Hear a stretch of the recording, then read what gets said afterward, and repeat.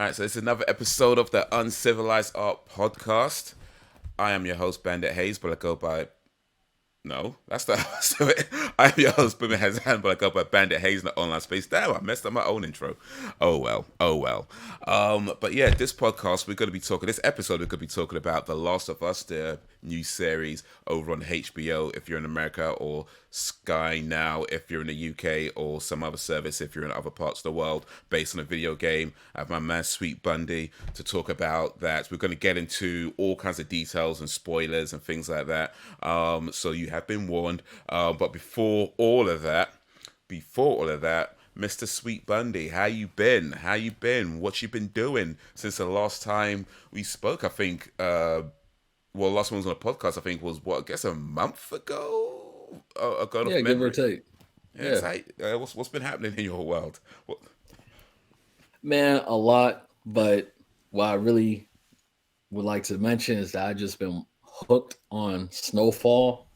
I know a lot of people have been telling me to watch that show. Some people even said some blasphemous things, in my opinion, that Snowfall is better than The Wire.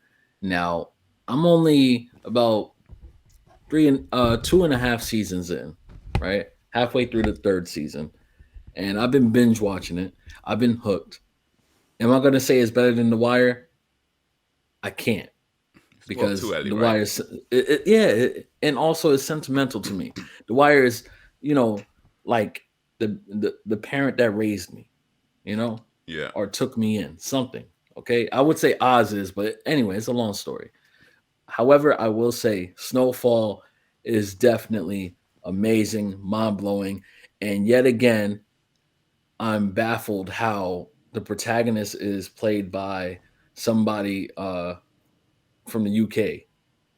I don't know how you guys keep doing American accents. I want to see if you can do an American accent because Oh, you mate. guys just ease into it easily.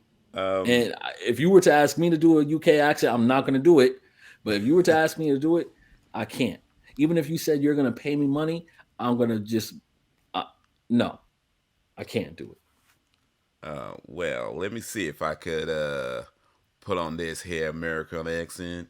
it. Yo, no. I mean, I know which part of America it is from, but kind of sounds like I'm from somewhere in the good old USA, don't it?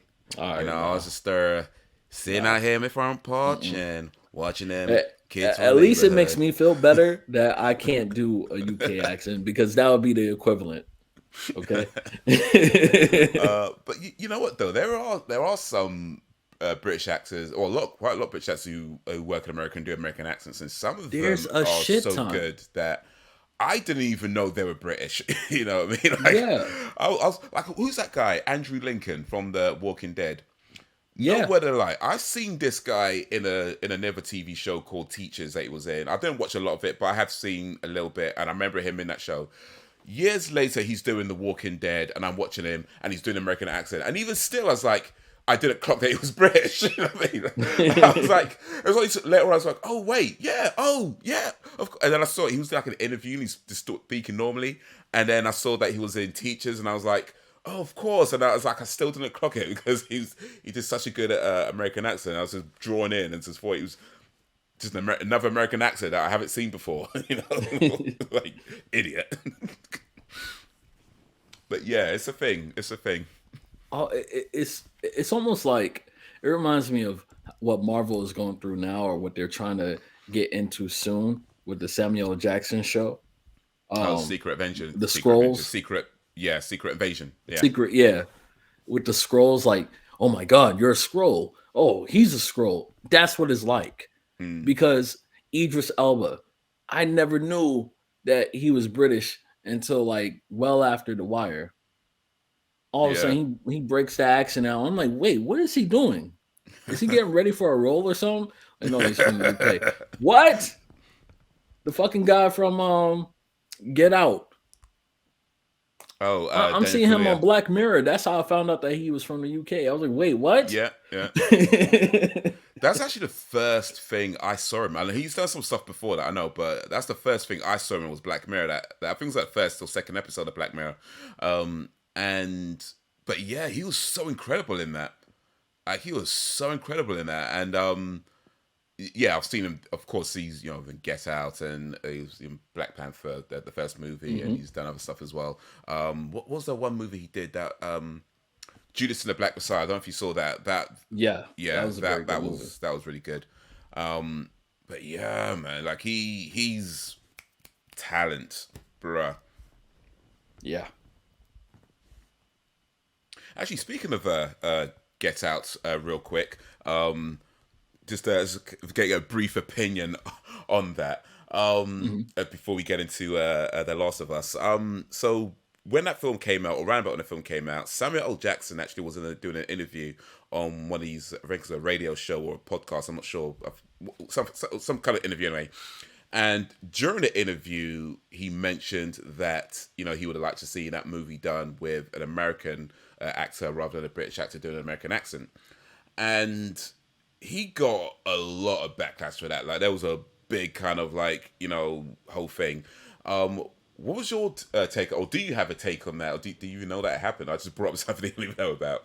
Like, I mean, like I get what he means, sorta, but it would only be a problem, in my opinion, if you could notice, that this accent wasn't genuine. For me, I didn't notice that wasn't genuine. mm, There, like for example, another reason why I brought that up too is in Snowfall.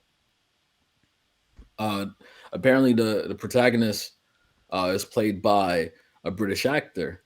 Now, there are times where he's putting on that accent a little thick, but it kind of works because of his character. He's trying to portray himself as this, tough guy. So it's mm, almost like if, for anybody who's familiar with The Sopranos, early on, Tony Soprano, he has an Italian accent, or Brooklyn Italian accent, I should say, but it's not on thick, thick until later in the seasons. And if it's like more like he's becoming, as the show goes on, he's becoming this character of Tony Soprano, not just the actor, but the character himself, if that makes any sense. yeah, yeah, You're playing this bad guy, you get the bad guy accent, da da da da. Just like Tony Montana, Scarface. So it works in some cases. And as long as it's not bad, and as long as it's not noticeable or feeling weird and taking you out of it, breaking that immersion, then I'm all for it. Whatever. Because that actor was great. And yeah, if he didn't get that role, I'm quite sure he wouldn't have gotten a lot of roles that he did, yeah. No, because you need that breakout role. no, for sure. I mean that certainly. I mean, like I said, he's done stuff before that, so he wasn't. I mean, he's in the UK, he wasn't unknown, but yeah, I think that's probably the role that, at least to my mind anyway, that got him maybe more, say, globally recognized. Hmm. Um, Yeah. Oh, it definitely was. Speaking from, this end, because um, I know I can't speak for everyone, but for a majority of people, we didn't notice him or seen him in anything, until he was in that role. And plus, it was so much attention to it, not just because of Jordan Peele, but because of the premise and everything and the time mhm. that it came out. So it was perfect. It was a perfect combination for him, and all he had to do was deliver his talent, and that's what he did. That shit, Yeah, he did a hell of a job, and ever since then, it's been the high road for him. yeah. But yeah, I mean, just getting back to what Sam Jackson said for a second. But I mean, for myself, I was like, I didn't have an issue with what Samuel Jackson was saying, because for me, it just felt like he was expressing something that he would like to see, and not Mhm. condemning Daniel Kaluuya's work as an actor, or saying it's rubbish, or nobody should see it and boycott these movies or these British. It was nothing like that, and I think the backlash, at least to my mind, felt unwarranted, because you know what Yeah. happens when sometimes a clip gets sent around, the clip is taken out of context, but then you look at a whole interview, it's like an hour long, or like 40 minutes to an hour long, and the conversation kind of builds up to that, you understand what he's talking about a lot more. So for me, I just felt the backlash was a bit unwarranted. A lot of people saying that he doesn't understand British and we go through racism too, and he had all that kind of backlash, and there's nothing to do with what he was saying. It was just like, I would like to see such and such, and yeah, but I don't see a problem in expressing things that you would like to see. He's not. saying other things must never exist. Just I would like to see something else, you know. So Yeah. yeah, to me, I felt like it was a non-issue. And as far as British actors playing Americans go, I mean, clearly I'm not gonna have a problem with that, you know. Like, look, more work for British actors. Like, why would I have a problem with that? Yeah. But yeah, it's like there's American actors that do British accents, and you know, Renee Zellweger, for example, who played Bridget Jones. Did an amazing British accent in those movies. So yeah, it kind of goes both ways, you know. So I feel like it's a non-issue. Nobody's stealing work from anybody. It's just people are just showing their talents. Yeah. And also, there's been times where uh, I can't really imagine anybody else playing the role really. And I Mm. know that's kind of, tricky to say, but it just works. Like, for example, I wouldn't want to see anybody else be Stringer Bell besides Idris, for example, Um, if I'm not mistaken, I think even the guy who plays Adebisi in Oz, I Oh know yeah, yeah, yeah, you have you oh, you know. yeah, yeah. He's British. Okay, Yeah, good. Yeah. Nigerian So descent, British I accent. Yeah, can't imagine yeah, anybody else playing Adebisi. Not yeah, one single fucking person. I don't care who it is. yeah. Not one person could be him besides him. Okay? That is Adebisi for life, in my opinion. Mm. I know some actors hate being known as just one character, but I'm sorry. But The trauma that character traumatized me. he did a Nigerian accent in Oz, didn't he? Yeah, and it was really And good. yeah, And my well, I can't say that because I don't know. Anybody could come. because for what I remember, here's what I remember, and to be fair, Oz was a long time ago, and I did watch it quite a bit, but it was a long time ago. I remember him having a Nigerian accent. I think that was the first thing I seen him in as well. I didn't know he was from England at the time. I thought he Yeah. was an actor from Nigeria that they hired, or at least somebody from. I mean, I figure at the very least someone with Nigerian descent, which he is. So at least, but I didn't know he was born in the UK. Yeah. Was he born in the UK, or at least grew up in the UK, if not born here? I'm not sure where he was born. I think he was born in the UK, but if he wasn't born in the I'm UK, I'm pretty sure at least grew up here. I'm But pretty yeah, sure he grew up there. Yeah, at yeah. the very least.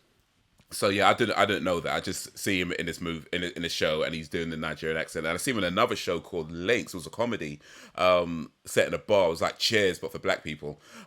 Mm. And that was on late. Like I don't know why it was. Well, actually, I do know it was on late. Let me not get into that too much, but it was on late. And yeah, he was doing a Nigerian accent as well. So yeah, again, I just figured he was a Nigerian actor, and it wasn't until I can't remember what else I see him in. Maybe it was an interview or something, because he was in Lost. He did a Nigerian accent in Lost. I think most things I see him in, he did a Nigerian accent, but there was I think it was an interview that I saw where he was talking normally and just saying. Or it might have been I just looked him up in the movie date. I can't remember how I found out, but somehow I found out he was from the UK, and I have seen him in one movie. I forget which, but he was doing a British accent in that. Well, I guess just maybe an accent, just speaking normally, really. But I forget what film it was. Like one of these big budget action movies. I can't remember what it was based on, like a something or other. G.I. Joe, I think it was maybe. I don't remember, but anyway, he was in that and he was just talking normally. But yeah, he's another good actor, kind of a bit underrated as well. But at Yeah, least from man. what I can see, he seems a bit underrated. But yeah, he's done loads of stuff, and I guess he hasn't had that kind of role that elevated because he's done stuff like Mr. Echo, you played in Lost. That's kind of a defining role, and of course Adebisi in Oz. But I guess he hasn't had that hit, which is a shame because I don't know, maybe it's not a shame. Maybe he doesn't. Maybe he's not even looking for that. I don't know the guy. Maybe he's not even looking for that kind of thing. He seems to be doing his own I'd say thing, it's a making his shame own for movies. us So because we could have been blessed with his appearance in a lot more stuff. I right, yeah, I guess really that's fair. Yeah, yeah, love that guy. Like, yeah. honestly, I couldn't really watch Lost though. So unfortunately, I'm just gonna miss out on that performance until I Mm. bite the bullet and say, all right, all right. Even Yeah. though I know the ending and I really hate that idea, I gotta see more of this guy. Yeah, But Lost yeah, it's really was. up, Yeah, man. no, I was just saying, like, Lost was one of these shows that I think loads of people watching it in the first few seasons, and I think by the end of it, it was just me watching it. I'm pretty sure it's just me watching it to the end, and the ending wasn't. It wasn't amazing. I think, to be fair, it wasn't like a mind blowing amazing ending, but it wasn't disappointing either. Look, not for me. I felt the ending was fine. I know that a few people I guess a few people did watch it complain about the ending because they didn't answer all the questions and stuff like that, and I was okay with that. I felt like I didn't want them to answer all the questions. I felt like I'm glad they kept some mystery, because it means you could talk about it more. You could have theories about it more. If they just answered everything, then it's all closed off and it's all done. But I feel like with the way they ended it, they answered some stuff, left some other stuff open. It wasn't amazing, it wasn't mind blowing, but I thought it was okay. I thought I was fine with it. So, but yeah, it's just me and maybe I don't know one guy in Egypt watching it all the way to the end. Yeah, it dropped off. It dropped off pretty bad, but it's on Disney Plus for anybody who does want to sit through. I would say this though, it probably should have ended like at least a couple of seasons earlier. Like it really did go on too long. To be fair, Yeah. like maybe 1-2 seasons earlier, it would have been like a banging. But yeah, it went on like at least like 1-2 seasons too much. I think it wasn't like terrible, but you could tell they were pushing it for ideas in the last few seasons, and then by the time it Hmm. got to the end, it was like, all right, cool, yeah, let's let the horse die. Yeah, Let it Oz die. unfortunately had that same treatment. Like season 5 is like, whew, okay, what are you guys doing? Season 6 was bad in my opinion. I mean, don't get me wrong. When I say that, I'm not saying it was all bad. Of course, they're gonna have moments where you're like, whew, that was memorable, Yeah, you know.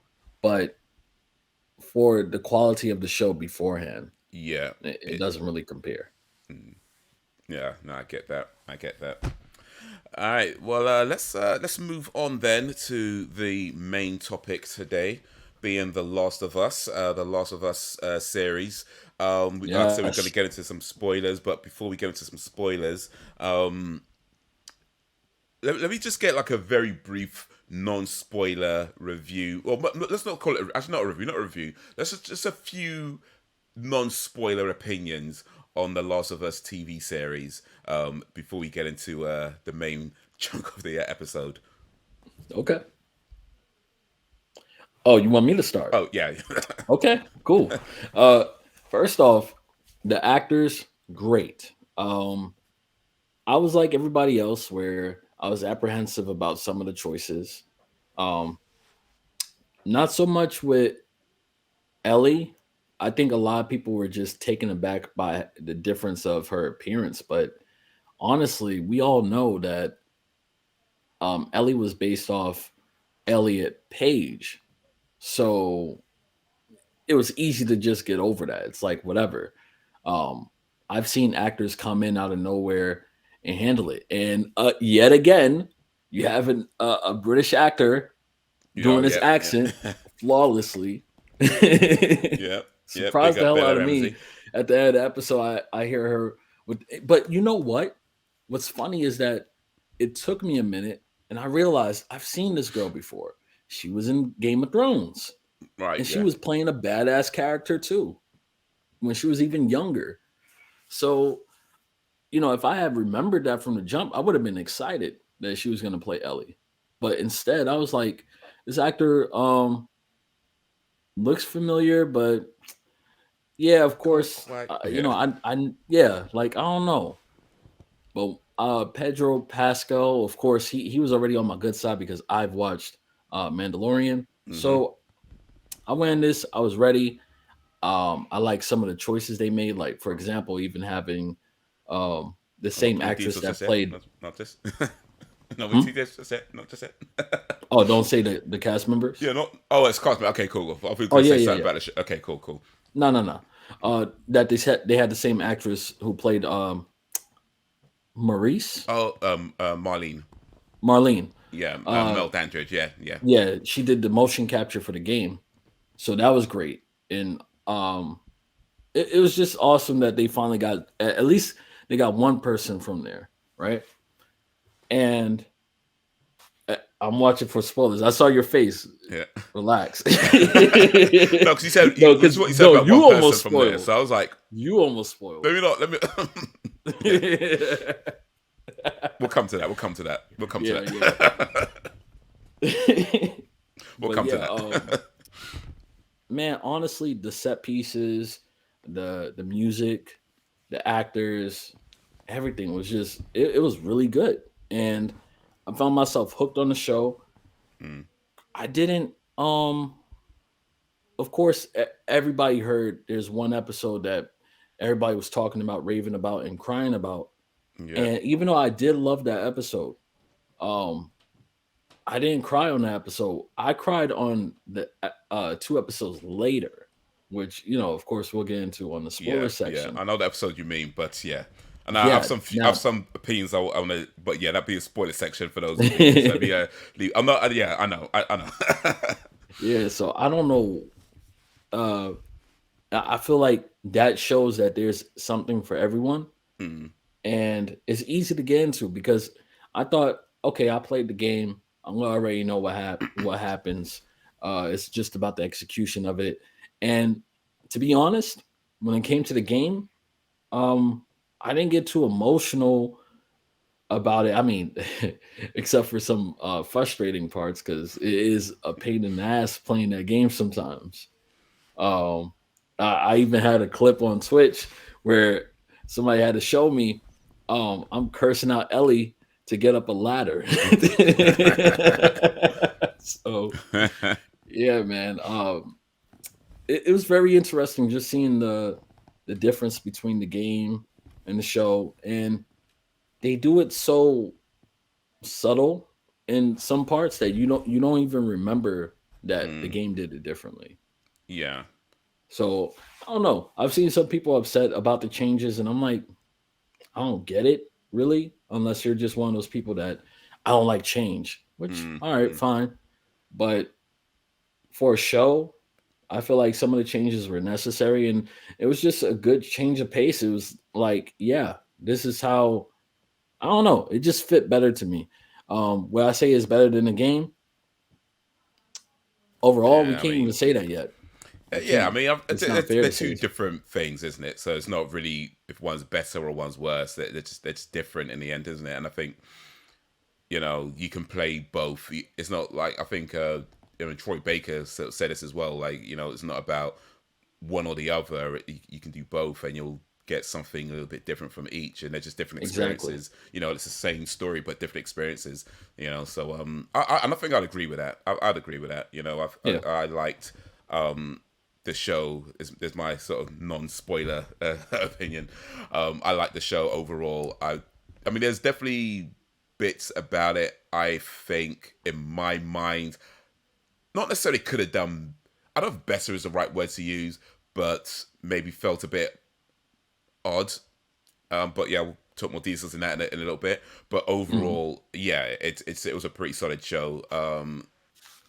It's mostly the same story as the game. I don't think it's a spoiler to say that just it does things a little bit different in parts, and I think there's parts that I think works better in the show as far as storytelling goes. That is, not of course you can't compare gameplay, right? But as far as storytelling goes, I think there was Yeah. things that works better in the show, and I think there's things that works better in the game that they did different as well. But overall, yeah, it was a good show. Definitely worth checking out, worth watching. And I think whether you've played the game or not, that there's something to be gotten from this. Whether it's if you never played the game, then of course the whole thing's gonna be new. But if you have played the Mhm. game, then perhaps it provides a little bit more or different types of context in places as well. And yeah, I think that's yeah, yeah. Let me not say too much because I think that anything else I'm gonna say is gonna be a spoiler section. So let me just stop there and be like, yeah, it's a good show. It's a good show. That's my non-spoiler opinion. It's a good show. Yeah. Um, all right then. So now let's get into some. Let's get into it's be spoilers from here and out. Spoilers for the Last of Us TV show. Spoilers for the Last of Us the game. possibly spoilers for The Last of Us Part 2, the game as well. We're just going to be talking about The Last of Us in general, anything related to The Last of Us, the comic book, the downloadable game that did, Left 4 Dead. Anything potentially could be spoiled in this next section, because we're just going to be talking about The Last of Us TV show and pretty much anything related to it. So, give you a moment to maybe pause, go watch the series and come back. But if you don't care about spoilers, if you've seen it all already, then we'll continue. So, Mr. Bundy, first question. What did you like most about the series? The chemistry between Joel and Ellie, honestly. I feel like in the game, they have more time to really kind of warm up to it. Mm-hmm. And it all varies on, everybody's experience in the game, because it's based on how you interact with Ellie, pretty much. I mean, of course, Joel's still going to do what Joel does and says what he says. But if you had frustrating times like I did with Ellie, it took me a lot longer to warm up to her, a lot longer. Mm. So yeah, I did not fuck with Ellie in the game for a long time. Like until we got towards the end with the damn giraffe, I wasn't fucking with Ellie. I was quite mad at Ellie a lot of times. I was cursing Ellie out, like man. But in the show, I liked her from the jump. Um, like I said, the actor, she's really really good, and um, I was just baffled by it a little bit, because she's doing the same thing that she does in the damn game, like the Mm. same mannerisms, down to the way she talks, the way she moves. It's the Yeah, same damn thing. little potty mouth. Yeah, and even the attitude, some of the expressions on her face. Hell, some people even did clips side by side. Yeah, yeah, yeah, Um, yeah. Comparison, and it's so good. It's like wow. Um, so yeah, in the show, I really fell in love with seeing these two bond, and it was heart wrenching sometimes to me because you see Joel trying to recover from the death of his daughter, Mm. and the death was way more brutal in the show than it was in the game. Because I feel in the game, if I remember, she wasn't like she once she got shot, she was dead. I think She was just I don't remember her struggling in the game. actually there might have been I might have to double check it again, but I think there might have been a short section of pain in Sarah. But yeah, yeah, it's been a while to be honest. So Yeah, I might need to double check that. yeah, I don't remember her being uh, alive or after she got shot. I think she was alive for a few seconds at most. I Mm. don't know. It's been a while since I went through that playthrough, but in the show, I feel like definitely 100%. As far as it is burned into my mind, they did something better than what the game did, in my opinion. Not just because you spent more time with her and you got to see her in everyday life or whatever, but that death section, I mean that death scene in particular, they did something different for sure, where it burned into my mind more than it did in the game. In the game, I was like, man, that's fucked up. Da, da, da, da. I didn't feel anything too much. I was just like, damn, what the hell? Why you shot me? You killed my daughter. But in the show, I was like, even though I knew what was going on, I was like, come on, man. And that's when I knew, all right, this show is gonna be good. Because you got me hoping for something, even though I know what the fuck is gonna happen. It's like when you watch a show over and over and you're like, please don't kill this character, please. You Mm. know damn well they're gonna die. You already seen it a million times before. Stop it. So yeah, I think what happened right there was just seeing her in so much pain, and he's like so desperate. You got this strong guy who's not really showing too much emotion. He's not being a hard ass like he is later in the show, but you could tell he's a man's man. He don't got time for that whole "oh baby, are you okay" shit. But now, you heard his daughter. He knows his daughter's about to die or possibly die, and once she's gone, she's gone. And Mm. like that moment was like, like it took my breath away a little bit. Um, and it was that immersion I had in the show just from the first episode. I was like, yo, this is good.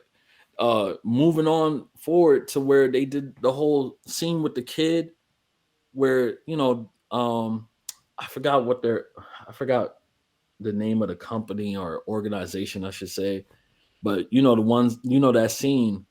I think it's the very next scene when they do the time skip, where she's talking to the kid who's obviously infected. She's like, "Oh, don't worry, we're just gonna give you some medicine. You're gonna feel better, and we're gonna give you something to eat." Blah blah blah.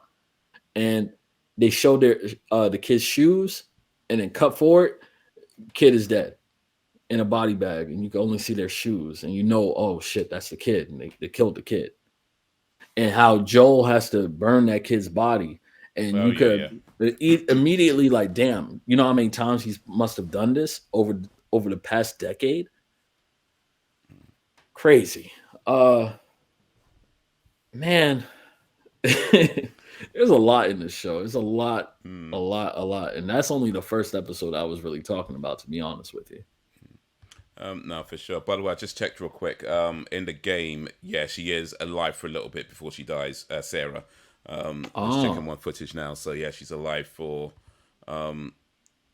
just quite well, maybe not a long time, but yeah, she is alive, crying in pain, and then she dies. So yeah, they make you feel it in the game too. But yeah, no, I'd agree with the bond between Ellie and Joel being one of the highlights of the series and the game as well. I'd say, in fact, I'd say that's definitely in the game. It was definitely one of the things that I liked the most about it. In the series, though, I think they did it well, but I think ultimately for me, it felt like it needed more time. In fact, I'll say the whole show in general felt like it needed more time. There's like 9 episodes, and I feel like it could have really benefited from maybe like another 3, 5 episodes.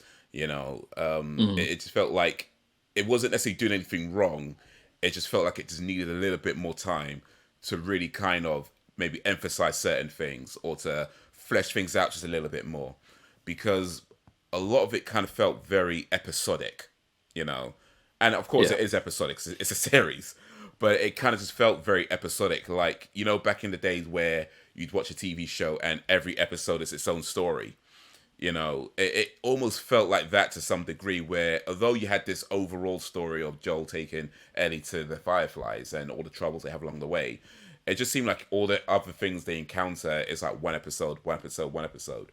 And like, for example, with Henry and Sam, when they come into it, like they get introduced at the end of one episode, but then in the next episode you show their story, you show their backstory, and that's really cool because it does give it more context. They changed Henry's backstory, which I think works better for the series, when it's the whole oh, thing about him definitely. being a collaborator and what he had to do to save his brother, and I feel that gave him more depth as a person, rather than, because in the game he's really just some guy that got separated from his group. They don't really talk much about his history or what his motivations are. But I think making his brother deaf in the series was made that emphasized that a lot more as well. But it's not just his little brother; it's somebody who really depends on him. You know, so I feel like that those changes made their relationships a lot more interesting, and it kind of brings you in a lot more to their story as well and who they are.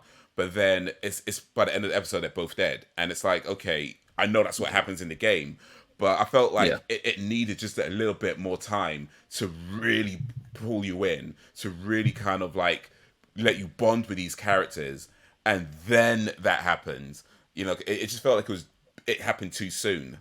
You know what I mean? That's really like, I guess, my gripe for a lot of what happens in the shows. Like, it was a good show. They did a lot really, really well. But then everything else was just like it just needs more time.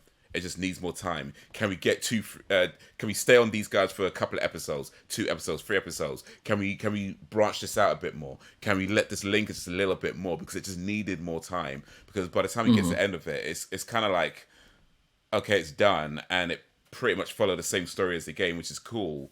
But it felt like it was a good show, like a really good show, but it could have been absolute masterpiece. And I just felt like those are the bits that were missing for it to go from being a great show to being just an absolute phenomenal masterpiece. But yeah, overall, it did really well. And I tell you what I really liked about it though was the fact that it did give a backstory in a lot of cases. So you learn more about the cordyceps. You learn more about Henry and Sam and their history. You even learn a little bit more about David, and his people. So you do get a little bit more context if you're familiar with the game, and I appreciate that as someone who's a fan of the game. But yeah, I just wish that it just stayed on some of these things a bit longer to really kind of pull you in, let you feel it, and then rip your heart out. Because the game does that a lot. You know, um, yeah, let me get to a few things that I didn't like actually. I'll ask you what you didn't like. But I'll say the my biggest gripe with the show was the David story, because in the series it's like you meet David, you get a little bit about his people and his and what he's about, and I think it made him into like this kind of religious fanatic, which made sense. They don't do it in the game, but that felt made sense that he's kind of this religious fanatic, kind of cult leader type person. Um, and then he meets Ellie, and then pretty much right away you find out he's a bad guy. He's got ulterior motives. He doesn't care about Ellie, or at least not in any real way. He'd kill her just as soon as he'd help. You know what I mean? You get that Mhm. right away with what they did with the game, and I don't want to compare too much because I know they're different things. But what I felt they did with the game, which I thought was worked really well, is that there's a period of time where you really think David could be on your side. You know, there's like a good period of time where you're getting chased by these the infected. He's helping you out. You know what I mean? He's shooting them. He could have shot you. He doesn't. He had the gun. He had his own gun the whole time. He never used it against you. He only pulled it out when he had to. So you really kind of like feel like this guy could be on your side. So when you find out he isn't on your side, it's not just like, oh yeah, he's another bad guy. It's like you trusted him. You know what I mean? You trusted him, and then this happened. Um, and I just kind of wish they did that, because like how they did it in a series, yeah, it's not terrible, but it's just like you don't really have any real feelings for David other than, oh, he's a guy. He's kind of a bit odd, but whatever. It's an apocalypse. They're all going to be odd, right? And then, oh yeah, he's after Dave. He's after Joel because Joel kills some from his people, and yeah, no, that's pretty much it. He's dead by the end of the episode, so it's like okay. It's like, all right, well. So yeah, that's my biggest gripe with the series. That it felt like it just needed more time in places. What did you not like about the show? You know, uh, I agree. I feel like a lot of things did get resolved a little too quickly. Um, like there was that moment with I forgot the character's name, but the woman that she when they took over the city, like took back the city, the rebellion, pretty much, and then they became the bad guys. Remember, she ended up Okay, killing the yeah, doctor yeah, yeah, uh, yeah, yeah, because I think her one of her family members was killed, yeah. so And her that turned brother. her into like yeah. So um, that got resolved pretty quickly, like in 1 or 2 episodes. No, 2 episodes. They got rid of her quick. But uh, you know what? It's really for this season, right? I was really surprised that they took it as far as they did because Mm, I thought, okay, they're gonna do the first season for like the first half of the game, right? This way, because any show you can't come out banging with the first season. You have to get like you get up to 10 episodes at most, average now, Hmm. just to go ahead and you're given a certain amount of money to tell your story and get bring people in, and then you go for the long run, like a couple more seasons after that. Yeah. um so when they did the whole first game for this first season, I was like, okay, well, damn. Yeah. Now I see why we were going from this place to this place to this place to this place. But I will say this, even though I was surprised a couple of times, like, oh shit, we're here already, it didn't take me out of it. Like once I realized, oh shit, we did this time skip. Damn, they're moving fast. Yeah. I got into the story, like the episode. The episode was like every episode. I don't remember there being one episode where I was like, man, that episode was disappointing. Uh, Even with the whole situation with David, I preferred David in the show than the game. Uh, David in the game, just a rotten piece. I mean, he was a piece of shit in the show too. Don't get me Yo. wrong. Yeah. Yeah. Shit. In fact, I mean, they kind of teased it in the game, one of his shitty parts, Yeah. right? Yeah. But in the show, they let on strong. Like, yo, They. this Yeah. guy's a piece of shit. Yeah, like it was pretty clear he was because yeah, you're right. In the game, it's kind of subtle. Like when he puts his hand on her and he says something about you could be really useful to us, something like along those lines. But yeah, Yeah, and I do kind of do that in the show as well. But yeah, they make it very clear that he's ready to go all. You know what I mean? This man, yeah, yeah, creep like 14-year-old. That yeah, he's that guy. You know, yeah. all this talk about God and all that. Nah, he's that guy. Like he's that guy. Hmm. And yeah, they made it very clear. And I feel like for a TV show, I appreciate that they weren't afraid to make sure that this is a bad guy, rather Yeah, than being a bit wishy washy, which the game kind of does. Well, not kind of. It makes it clear he's a bad guy, but it doesn't make it clear he's a bad guy. which is Um, odd because you know, jumping a little forward too, right? With Marlene, hmm I I remember somebody pointing this out. Um, when Marlene is trying to convince Joel to, about not saving Ellie, about letting Ellie be used to try to find a cure. hmm She says, all the things that could happen to her. Now in the game, it goes into, it says one of the things I don't know, with YouTube and everything, I don't want to say that word, but No, you the say R it. word. You say it. Say it. Okay. I'm worried about that. You say it. So she mentions that Ellie could be raped, Yeah. and in the show they don't mention that. Like they immediately take that word out. And I didn't notice, when I first watched it, because like I said, I didn't really remember. I wasn't one of those people that like was hooked on the game where I remember line for line and all that. I just remember a lot of key moments in the game, right? Mm. Um, so when somebody pointed it out, I was like, oh, that's interesting because they've been so gritty and brutal with Yeah. everything else.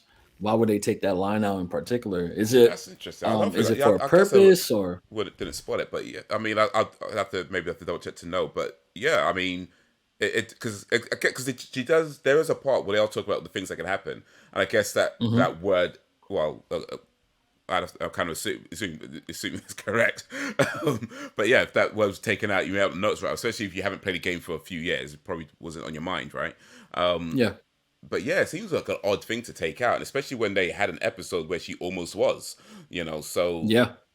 That's why I was like, that's interesting. Like any other time would have been like, whatever. But it's the fact that they were leaning on these subjects, you know, with that one episode. That episode was really hard hitting because yeah, in the game, like I said, they hinted at it, and if you're not paying attention too much, like reading in between the lines, you could easily gloss over it and just think, oh, this guy just wants to fucking eat her.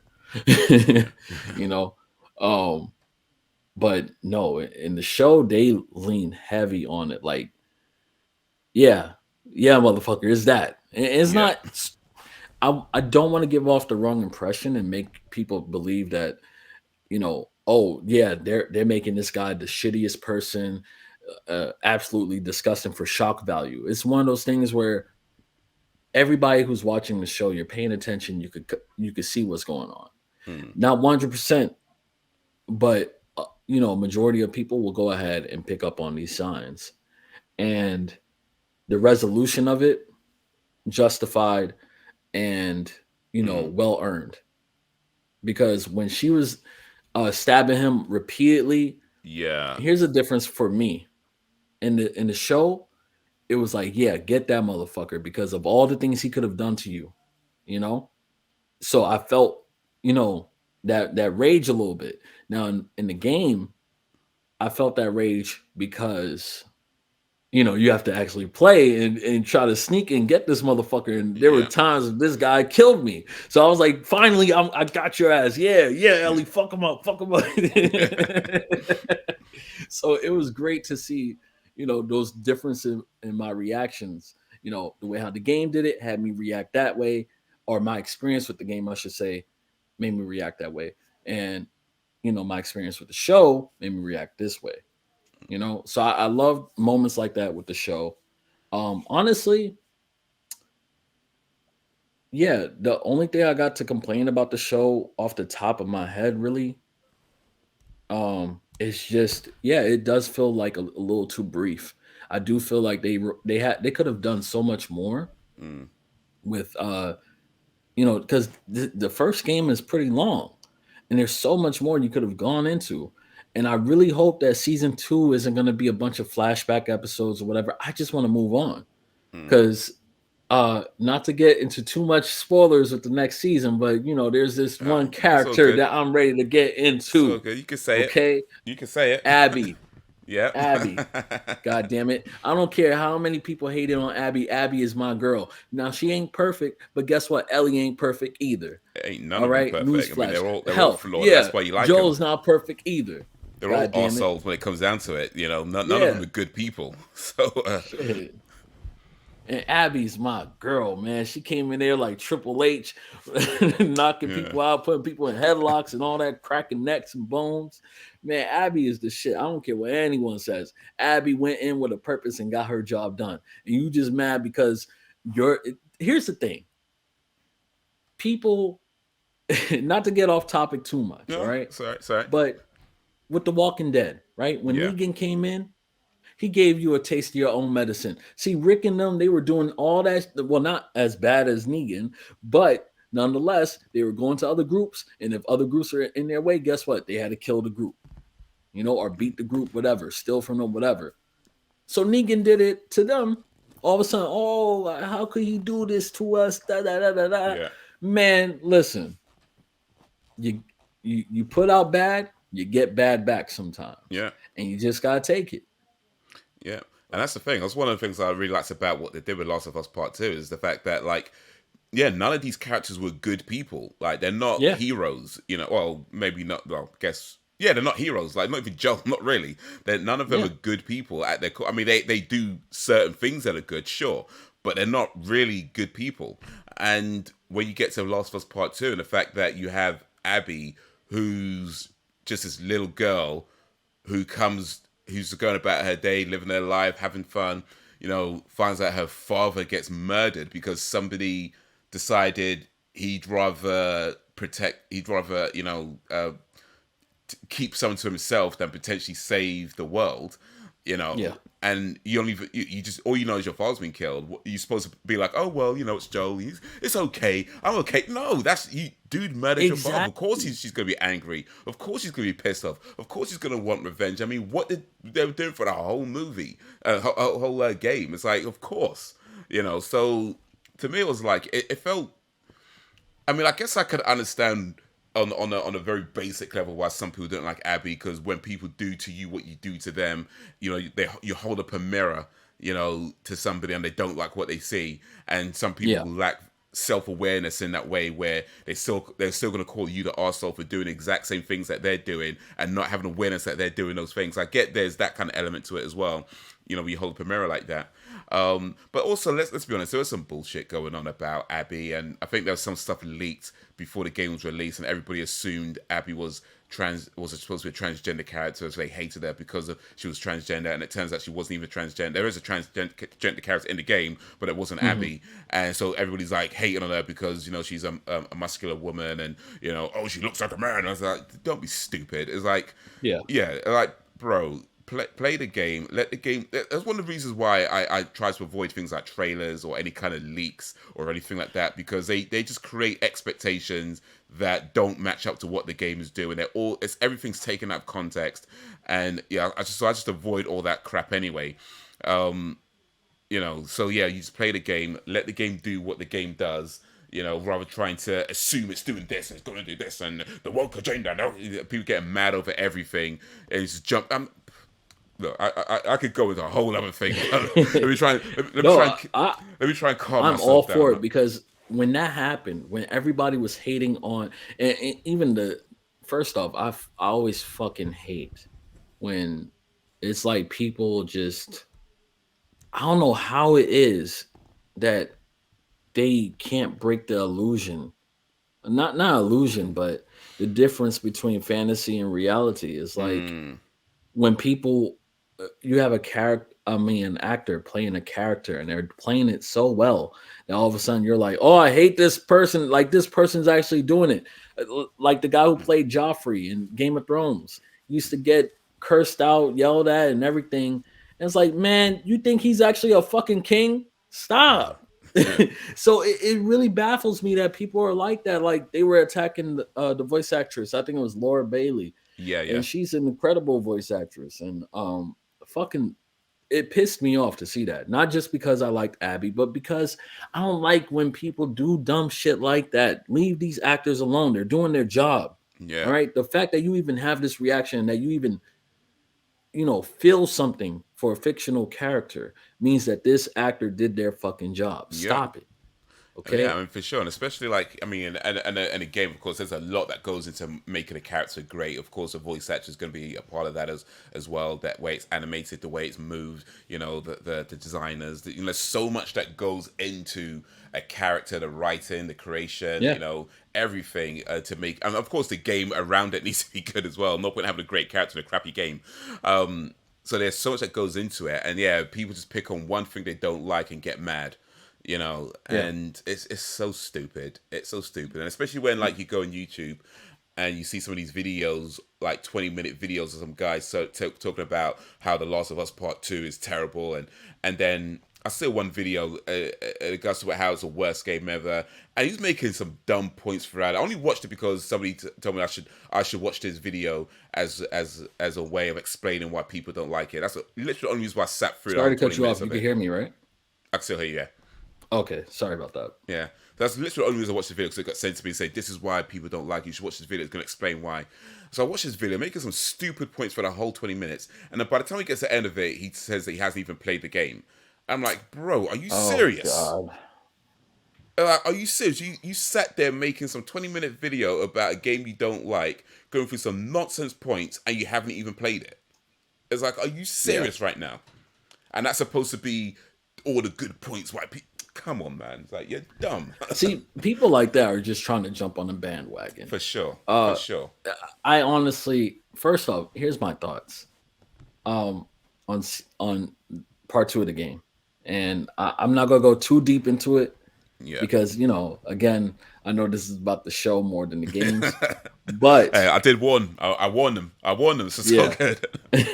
I got to say this.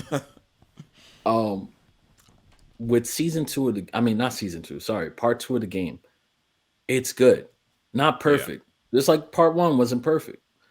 But yeah, you could have made some changes to make the story a little bit better, right?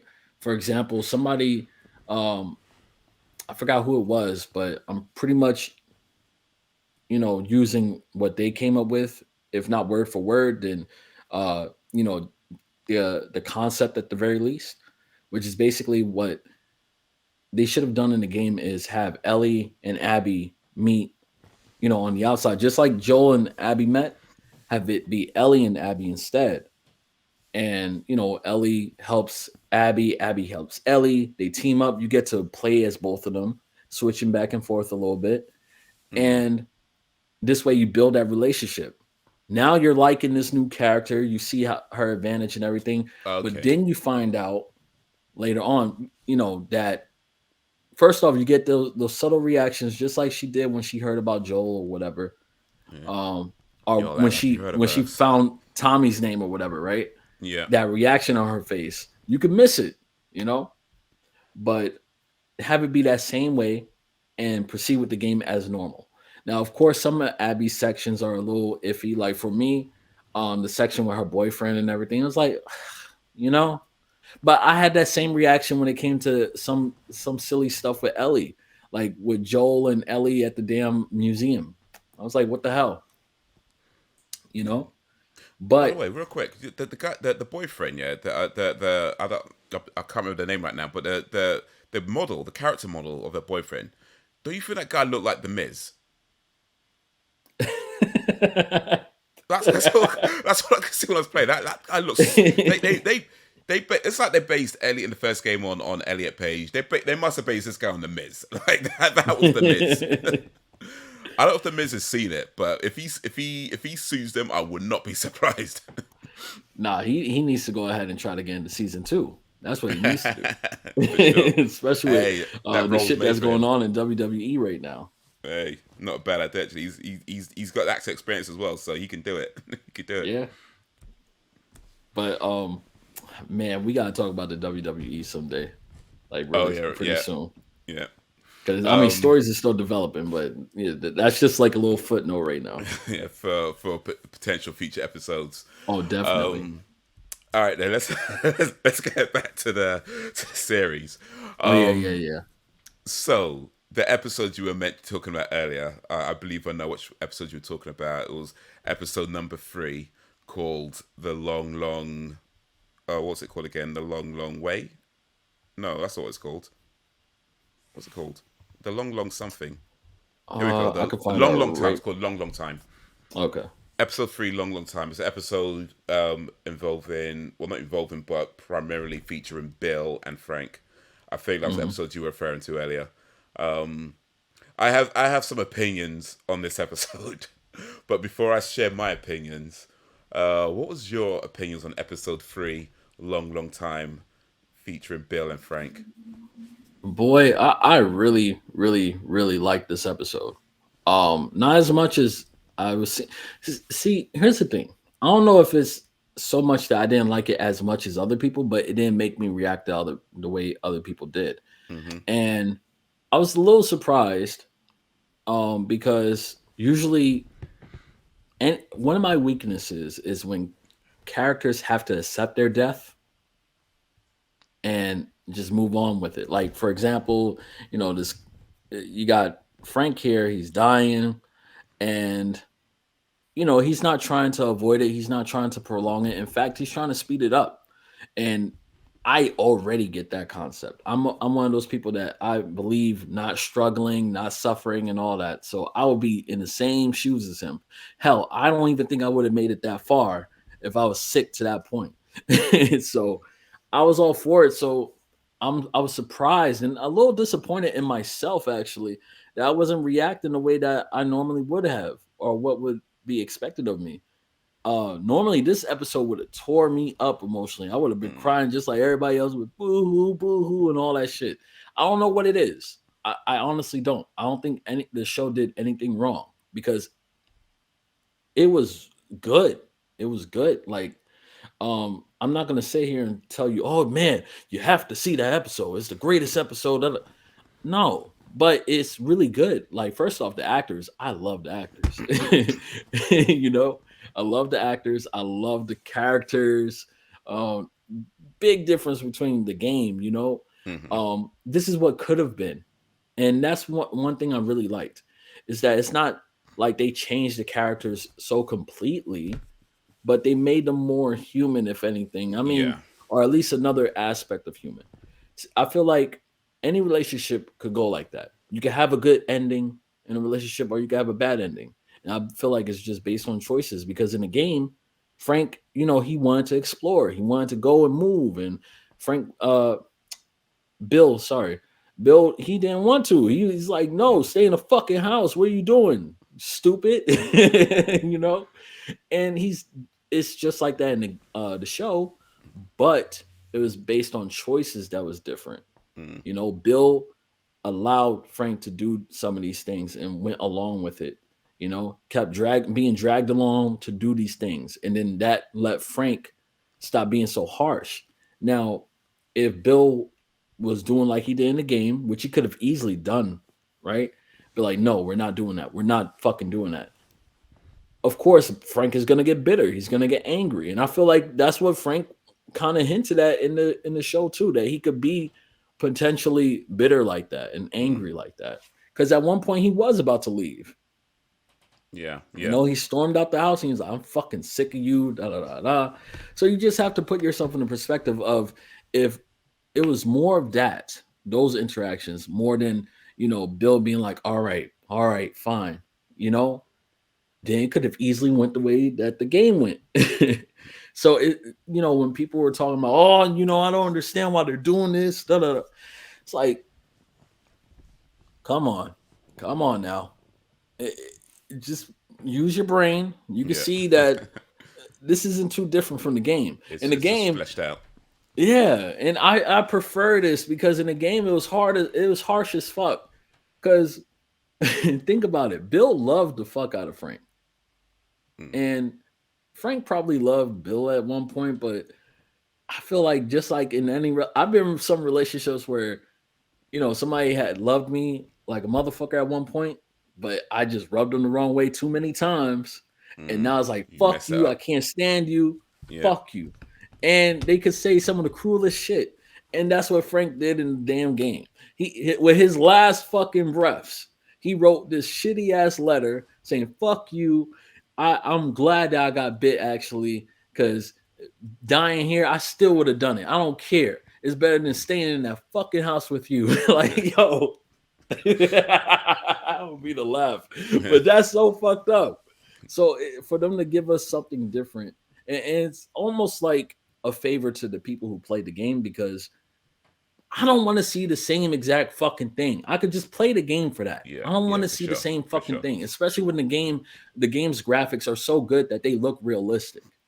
You understand? Yeah, So I don't need to see the same fucking thing, word for word, action by action. So with this, it was such a big. It's like actually the biggest change between the game and the show. yeah, yeah. It I'd say was that. I'd say that. I welcomed it with open arms, and like I said, I'm all for not suffering. So I really got it, and I love the ideology behind their their decision to go ahead and end their lives together. And Mm. I love that last moment. Like it was all subtle. It wasn't like all crying and all that shit. And what you would expect. They just sat there eating dinner.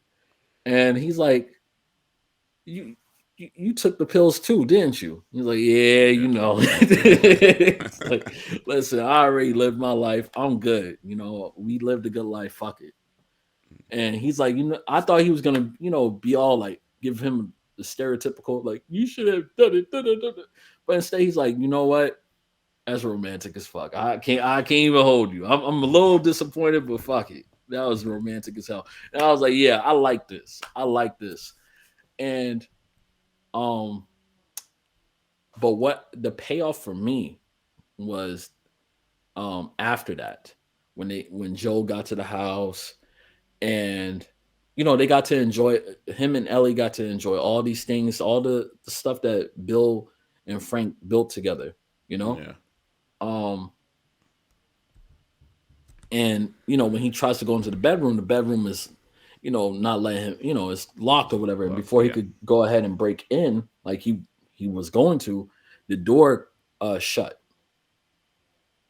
The front door, yeah, Oh yeah, shut yeah, because yeah. the window was open and everything. And I like that.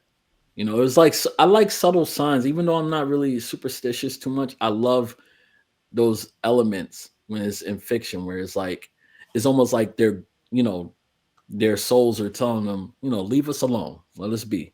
Yeah. And I really like that we didn't get to see their bodies. You Mm. know, we just Yeah. see Just you don't need outside to. the Yeah. window. Yeah, it was So you don't really, always need to say it. You don't always need to say yeah, it. yeah, such a well written episode in my opinion. Um, and it also explains why Ellie and Joel, had the stuff that they had. Even though it didn't last them too long, they still had some stuff. Yeah. The Because equipment. Yeah. Yeah.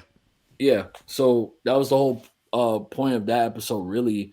Besides telling the story, obviously the writers wanted to tell a story with those characters. They wanted to bring those characters in without doing the same thing, and they did it so well, in my opinion. Um, Man, really good episode, honestly. Because like even the little moments, like when he, it's funny, but all right. So there's two really good moments in my no three. Sorry if I'm ranting on this Okay. episode That's a right. That's little right. too. Yeah, but That's right. I'm starting to realize how much I actually like the episode. Um, I'm doing them out of order, most likely, but I'm Okay. just saying what comes to mind first. There was that scene where they're eating the strawberries Yes. Yeah. and Bill he giggled Yeah. and, and I love that. That was incredible acting because you gotta realize from anybody who's not really paying attention to the subtext of it, they'll be like, "Oh, motherfucker, why are you giggling like that?" And laugh at it. But the subtext of it is, imagine you're going through food fat. What is it? Apocalypse. Yeah. What do Yeah. they call it? The food. I don't want to. I know it's not factions. It's rations. Rations. Rations. Sorry. Okay. Yeah. Yeah. Just little crappy ass food, canned food, and all that. And you get to eat some fresh fucking fruit. You know how many times I haven't had fruit in a while, or whatever, or a particular fruit like watermelon, Mm. for example. I haven't had Mango. watermelon in a while.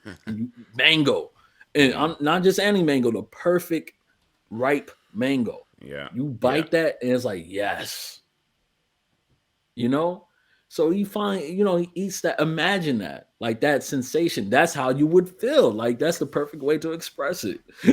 Now I No, for wouldn't sure. giggle For like sure. that, but maybe if I was in an apocalypse and I'm eating fucking Campbell's soup almost every goddamn day, and then all of a sudden I have some fresh fruit, yeah, I might giggle. Shit, I might go tee hee hee or everything. I don't care. So I love, it's little moments like that. I love that. And he was mad about the whole seed situation. Like, you gave our weapons away for what? Yeah. But now you see the results of that. Yeah. And that shows how their relationship works. He's making Bill step out of his comfort zone, and now he's getting rewarded for it every time when he does step out of it, and that leads him to do it more often than not. So that's how we go down this path. Now, also the gunfight section, when he's handling these motherfuckers with the traps and everything, shooting them down. Joel gave him a heads up, so he got even more prepared, I feel like. Hmm. And the only time he got shot was when Frank came out, and he got scared for Frank and took his mind off, what he was focused on. That's when he got hit. Yeah. But they survived that. I'm glad they did. I thought they were going to go a different route, and I'm glad they didn't go that route. They did, they made it out, they handled it, whatever. Um, and I forgot the last. It was three parts, but whatever. Those are my favorite Yeah. moments from the episode. Yeah. All right, cool. I mean, yeah, I think I'd agree with that. Well, at least most of that, at least anyway. Overall, I like the episode. I thought it was done really well. Well told, well written, all that. Same kind of grabs as before. It just, felt a bit too short. Everything being resolved in one episode. It felt it should have maybe gone a little bit longer. I will say that. I mean, before watching the series, I was trying to avoid spoilers. Loads of people talking about it online, and I'm trying to avoid as much as Mhm. possible. That being said, I did catch a few bits here and there, and with this particular episode, I didn't get any spoilers for it, but I did see some people's opinions of it, where people saying things like it's so amazing, it's such a beautiful episode, and that kind of stuff. And I guess I can understand why people felt that. But by the end of it, you mentioned that you wasn't kind of crying and stuff like that. I wasn't either. And I feel like the reason for that, or at least the reason why I maybe wasn't as emotionally invested in it as perhaps other people might be, is that Frank was an arsehole. you know, Oh yeah. Frank was just don't get me wrong. I understand that opposites attract and their relationship kind of works in that way. So I'm not mad at that. But he was an arsehole. Like Yeah. he turns up at this guy's house. He gets captured in the trap initially. He helps him out. He practically begs his way to his house, like to I think he gets some food or something, and he has to get in a shower, and then he's realizing that they're both gay, and that he talks about something about I knew there was no woman or whatever, something like that. So they kiss for the first time, and the very first thing he says is, "Go take a shower." You know what I mean? It's like from there, and it just seems like, wait a minute. And then it's like, even the bit where he's like mad that he couldn't like repaint the house. And look, I'm not saying that in a relationship you can't have things, and just because it was, Bill's place and he did everything first, that doesn't mean you can't have things your way. Of course, it's relationship, it's give and take. I get that. But you gotta understand, this man built everything. You know what I mean? It was the house was there, the food was there, the security was there. Like, Frank didn't have to do nothing when he turned up. So it's like, you can't go into somebody else's place and just start demanding. It wasn't like it was like a grudge. Like I said from the beginning, go take a shower, go do this. I want this. I want that. It's like, yo, listen, you okay, granted, it's probably the best thing he's had for a while. It's Apocalypse, so there's not much choice. But I'm just saying, like, there's limits, man. It's like you gotta chill on some of these things. Like, gotta respect the fact that Bill's kind of very much an introvert. Clearly, he didn't even like people, but so you're in this person's house. He's done everything. You don't have to do nothing. You're pretty much kept. I'm not saying you can't ask for things or you can't do whatever, but you gotta understand is like you can't make demands. Do you know what I mean? Like there's gonna be you can't make demands where you're not doing anything. You know what I mean? Like you can't. Yeah. You can make suggestions. You can ask. And if it's super important, then I get it, of course. But you can't be demanding and threatening to walk away and blackmailing. Oh, I'm gonna walk away. I'm all that kind of stuff. No, you just an arsehole. And even at the time of his death, he's all like, "Oh yeah, you're gonna do this. You're gonna get my clothes. You're gonna put the thing in my drink. You're gonna put me to bed, and then I'm gonna drift away." It's like, so what? Your plan is for him to do all that for you, grieve for you, and then have to carry your body outside of like, dude, are you dumb? Are you like, can you at least die outside? Do you know what I mean? So he doesn't have to bury you and carry you and nah. And listen, nah, Frank was an arsehole. Frank was an arsehole. So yeah, that's kind of like, I mean, it was a good episode, and I felt that it was you say it's probably the biggest difference between that and the game, and I like that they gave them a story, because in the game you don't actually meet Frank, you only really know about him through their letters and conversation, so you don't actually, he's already dead by the time you get to the house, so you don't really meet him, you just learn about him through the letters that you find and stuff like that. So I like that they gave them a story. And it gave him a backstory, and you understand more about Bill, you understand more about Frank.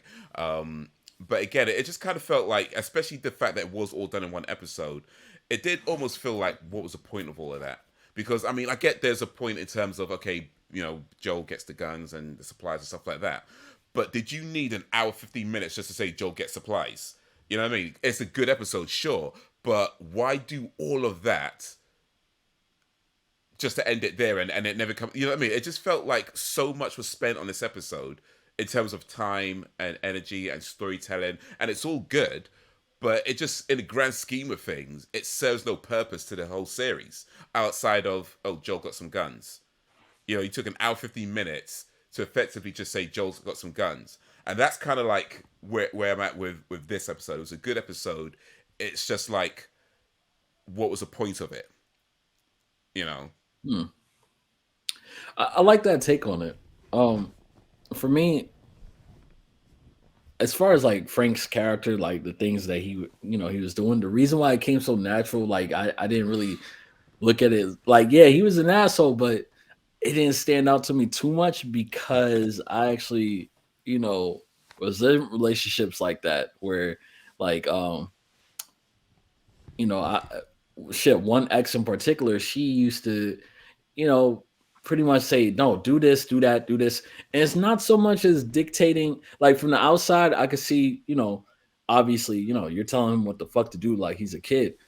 But some relationships are kind of like that in a way where, you have somebody who will go ahead and stand in one place if you don't tell them to move, you know? And Mm, then you have that outside force that's pushing them, like, like a mother bird with the baby bird out the nest, like go fly, fly, like that old ass cartoon with the bashful buzzard, and the buzzer is like, no, nope, nope, nope, nope, nope, and the fucking mother just pushes him out anyway, like fly, motherfucker. Like, some relationships are like that, and I was in one of those kind of relationships, and honestly, it could be toxic mm, sometimes, and then sometimes it could be beneficial to both parties. You got somebody who's an extrovert get into a relationship with an introvert, and it's just pushing their boundaries, making them do these things because yeah, otherwise they wouldn't do them. yeah, um and that's the way how I saw this relationship between them two. Like, Bill was all timid and, to himself, and he didn't want to open up about his sexuality at all, like, especially, considering his nature. I don't think I think that was the first time he actually got yeah. to I guess there's indulge. not many people, if anybody, knew.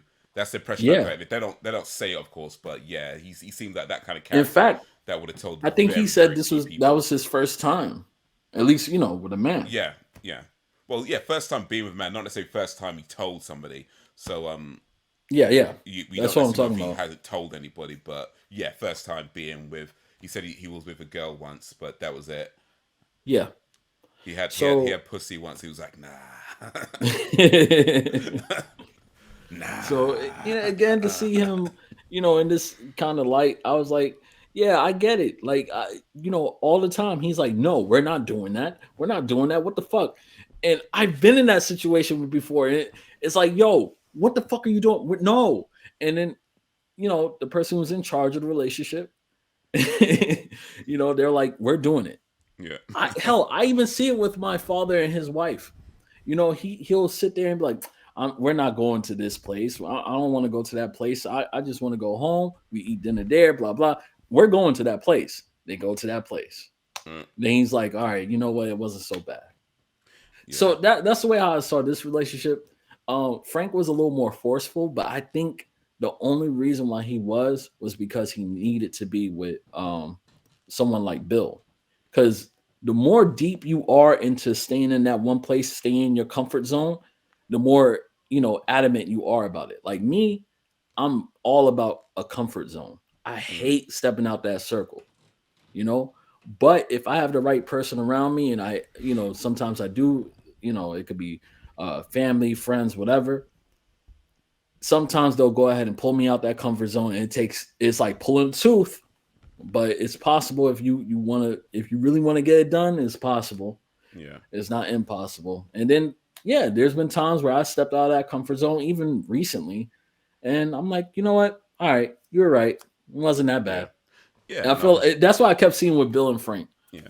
No, for sure. I think that's treachery. Like, if you are an introvert, sometimes you need somebody extroverted to kind of push you out your comfort zone a little bit. And yeah, no, totally. I Yeah. think that's the truth. I guess yeah, that's probably what they were going for in that episode. Hmm. And to be fair, yeah, there were times where it worked out, like, with the strawberries, or with the meeting Joel and Tess, so it kind of works out in that way. But it's also one of these things where it's like, I think even Joel said it as well in the episode, like, we're not bad guys. Well, he says something like that. We're decent guys. We're just like looking to trade or something. And Bill's like, oh, so I guess we're the lucky ones. And he's like, yeah, kinda, because that literally could have Yeah. been anybody. And it's almost like Frank doesn't fully realize that, to some extent, that literally could have been anybody turning up on that radio, and Yeah. that could have been your whole spot gone. You know, so yeah, it's good to branch out into. It's good to venture out into your outside your comfort zones. It's definitely good to try new things. But at the same time, when you live in an apocalyptic world with like infected zombies or whatever, you got all kinds of raiders and rapists and cannibals, and you send out radio signals to random Hmm. people. And it's like, yeah, maybe don't meet at your house though. Yeah, and you know what? I like that because shortly after that, that's when the place got attacked. And Yeah. I feel like that's what taught Frank that lesson. Like now you get to see, that everything you're not always right. Mm. And I think, it takes wake up calls too for people to realize that, you got somebody who's like used to being in control, a very powerful force in a relationship or whatever, right? Mm. They're used to being right. You can't tell them they're wrong. But then when shit goes wrong, it goes wrong, really wrong sometimes. And, you know, in that position, you could go ahead and be petty and be like, "Yeah, see, I told you, I fucking told you." But what you're supposed to do in that position is be like, comfort them.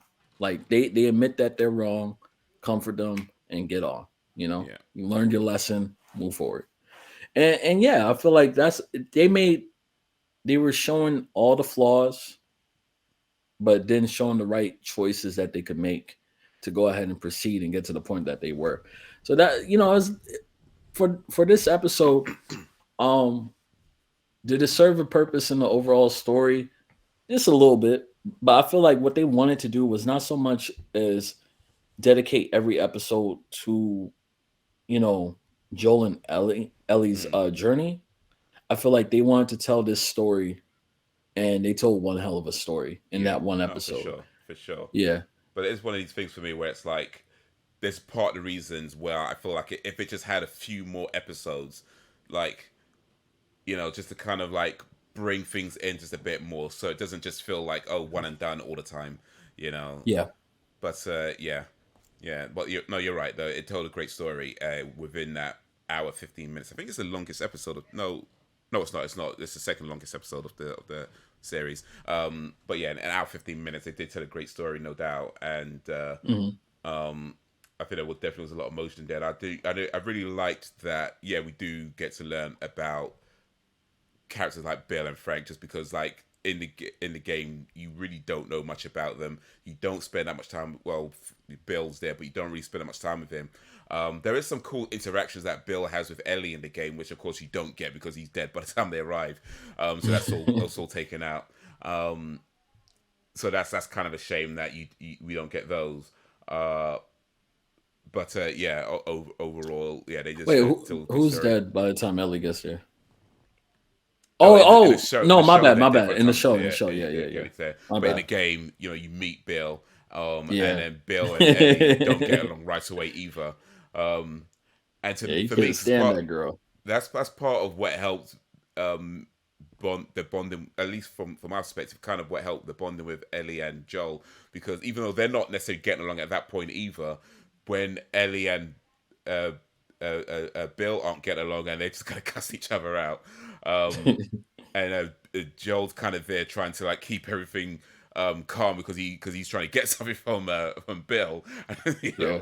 So that I feel like that is part of their bonding journey.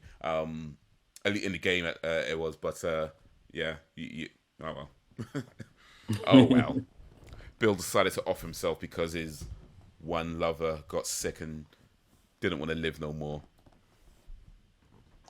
Man, I really like the ending though. I'm not gonna hold you. Really, really like the ending. Um, it was a good ending. It was a good ending. I don't know if I would have done that in that position though. I'd have been like, all right, see ya. All right, I yeah. mean, I don't know how touchy you want to get, but for me, the reason why I'm into it so much is because like, and I understand like where he was coming from. He's like, before all of this, I was like stuck into some hole. Even everything in the house, it was dusty, it was dark, it was empty. Mm, Every all the colors were dull and all that shit. And then Frank comes into his life. Not only did he have somebody for like what, probably like fucking 10 years or something like Yeah, that, or something like that. Yeah. and you can go from being alone almost every day by yourself, setting up these traps, being paranoid, scared, and all that, and closed off, to now you got company, you got people who's, somebody who's introducing you to new things, which you didn't even think there would be new things besides the fucking zombies Yeah. and all that, and the regimes and all. But um yeah, it was like that emptiness, and then plus you're already old, and you're like I get it, like I get where he's coming from. He's like, listen, like what the fuck, you're gone. What am I gonna have? I'm gonna go back to where I was before, and I'm not even that young anymore. Like who knows the next time somebody's gonna attack, and I can't keep setting up these traps. Eventually, it's gonna break, and it's gonna break down, or I'm just gonna be too old to keep up with it. They're gonna get me, whether it's the fucking cordyceps or people, or maybe just disease like you. You Hmm. know, why not go out together? Fuck it. We already lived our lives, and shit, we live longer than the average people at this point. Yeah. And what Yeah. what is there to reach? you know? Yeah. No, that's true. I mean, I get it. I mean, I get it. I'm not saying, but I get it. No, no, no. I Okay. know. I wouldn't expect everybody to listen. I wouldn't want everybody to feel that way, because then everybody, shit, there'll be nothing is gonna get solved at that point. There'll be no cure.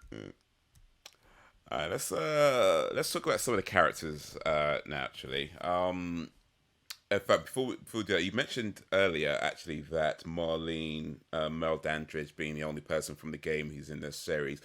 Not quite true. She's the only person that plays the same character Oh, I in the know, game and the but I series. didn't want to, because there's two people that Oh, make you surprise. know. Okay, cool, cool. Yeah, You so I cool. didn't want to spoil it, because I Okay. was like, there's one where they didn't do that in the game at all, at all. Yeah. They didn't touch on her, and I was like, oh shit. And then yeah, one who plays a minor character, which I thought was quite interesting how they did it, because so Troy Baker, who plays Joel in the game, he Mhm. plays James in the series, and James is a real minor character in the series. But it's interesting Yeah, that he goes from playing a character that's trying to save Ellie to play a character trying to kill Ellie. So I thought that was a pretty cool change. And yeah, then Ashley Johnson, who voices Ellie in the game, this time plays Ellie's mother, Anna Williams. So I thought that was a really cool thing as well. Goes from playing Ellie to playing Ellie's mother. yeah, And yeah, like you say, we don't really know much about Ellie's mother from the game. Like I think they mention that Marley knows her, or knew her rather, but they really don't say anything about her. Whereas in the series, you get a little inkling as to possibly why Ellie's immune. They don't actually answer the question, but they do show something that where it's like, oh, that could be the reason, yeah. because Anna gets bit just before she gives birth. I know she tells Marlene, "Oh, I cut the cord before I was bit." Nope, she yeah, she got bit. But yeah, possibly because she got bit while she was giving birth, that could have made the immunity. But of course, they don't actually answer that. Which is great. They just kind of have it as a possible suggestion. Yeah.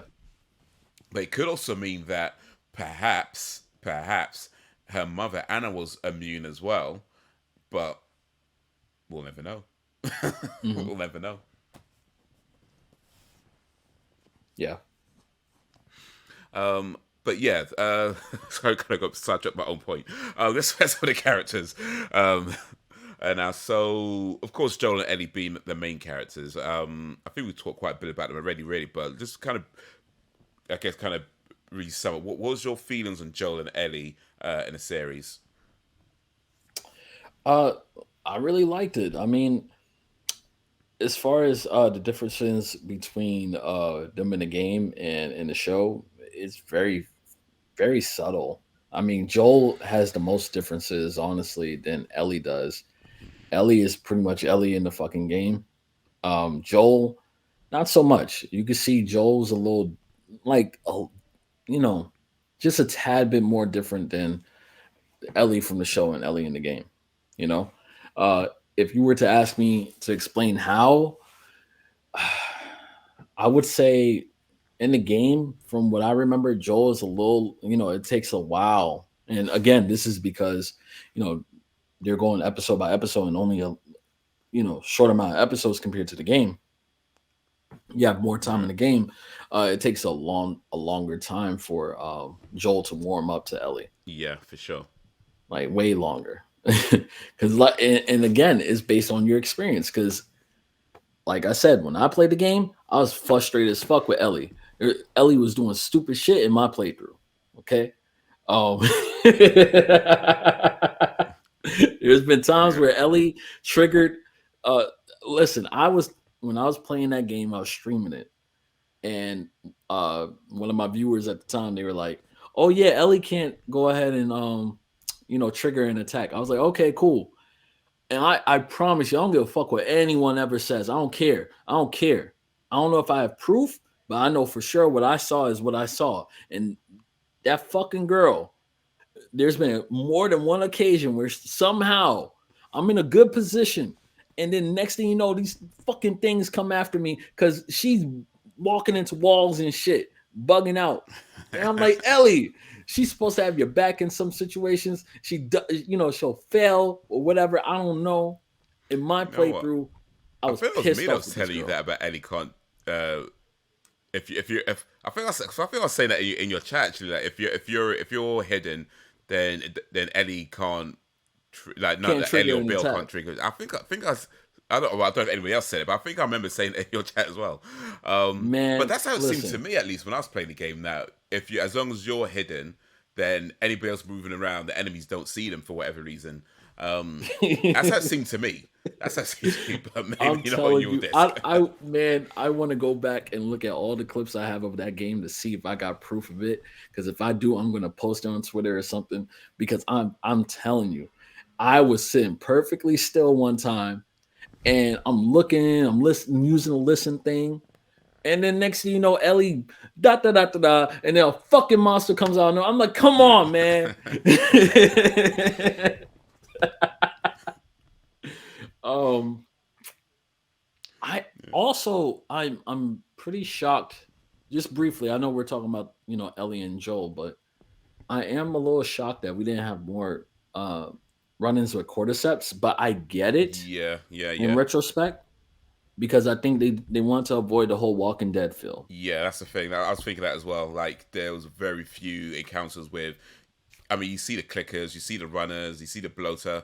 So they're all there, but yeah, you Yeah, don't really have that many like cordyceps infected fights.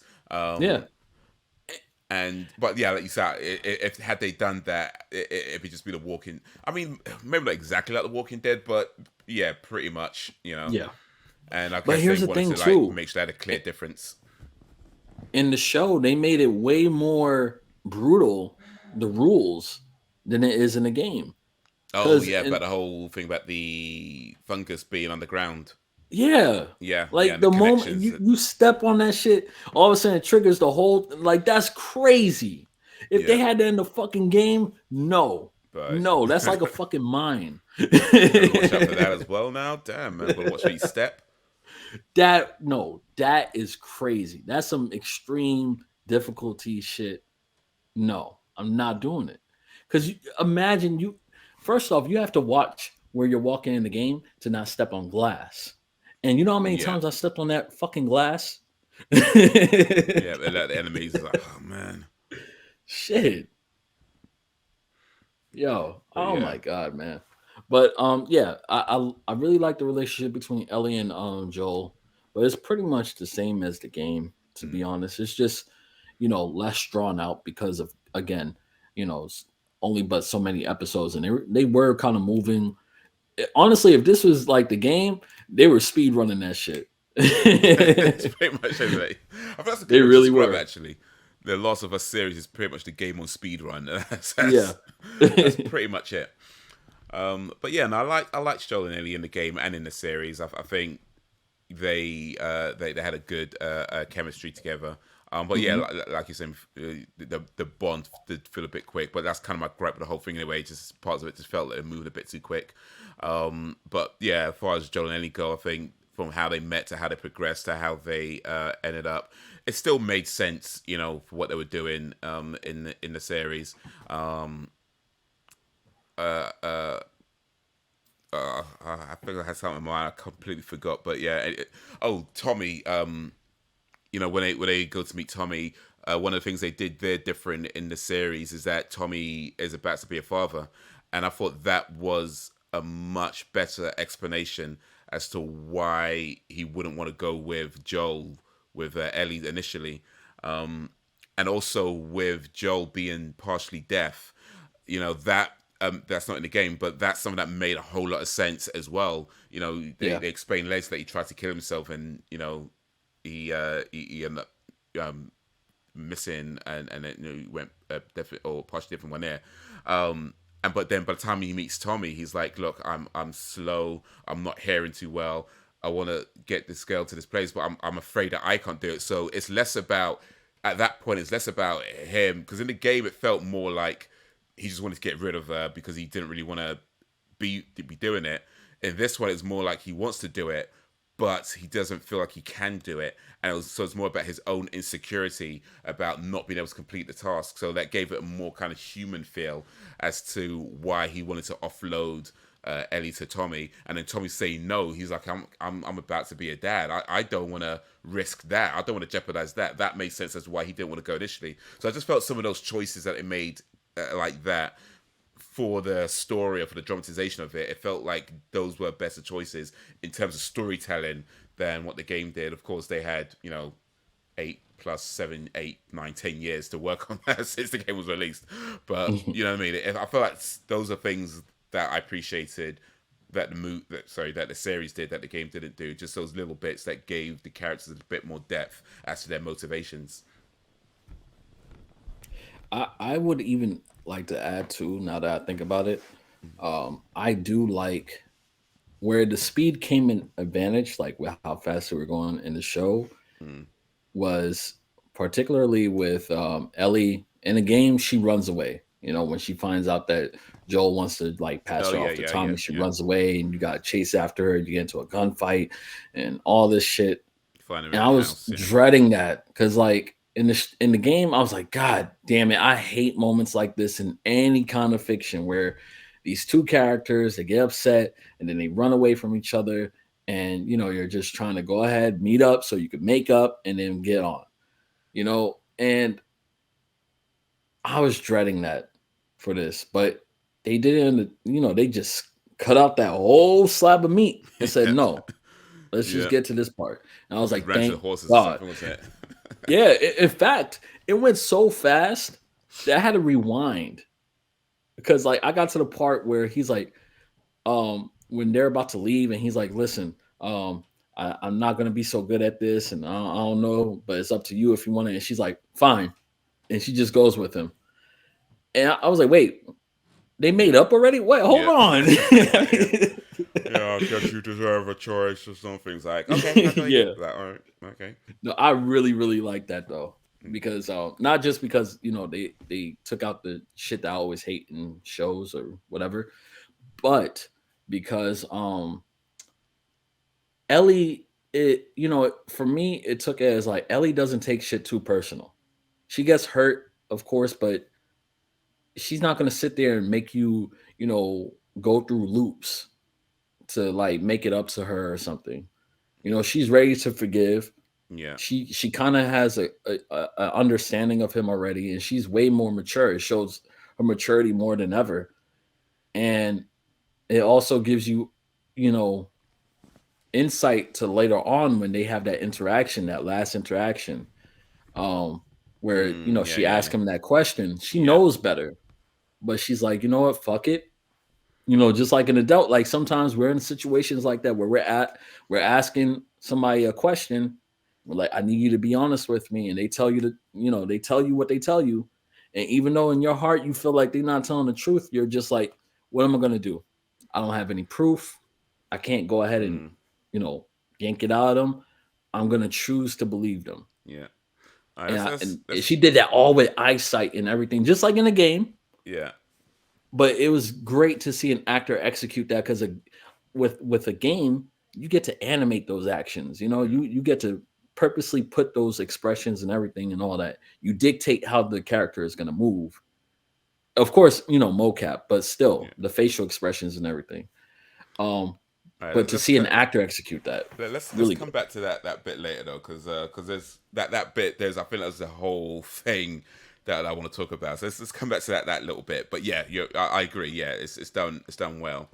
Hmm. Um, what did you think of Marlene in the series? Oh, I liked her. You know, here's the thing. People give Marlene shit, but here's a little spoiler alert for how I feel. Uh, I've always been on the side of like Joel fucked up. Joel Yeah, was wrong. I get it.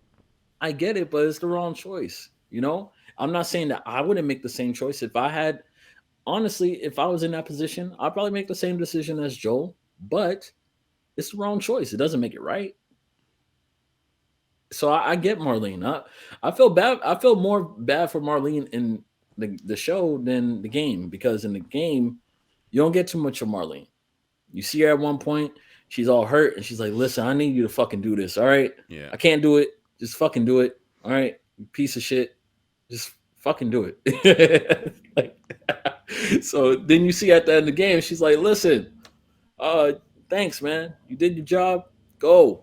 You know, unfortunately, we can't do anything about, you know, but please just go ahead. I'm sorry about the helicopter. Anyway, yeah. uh, They're after you, just man. go. They're after you.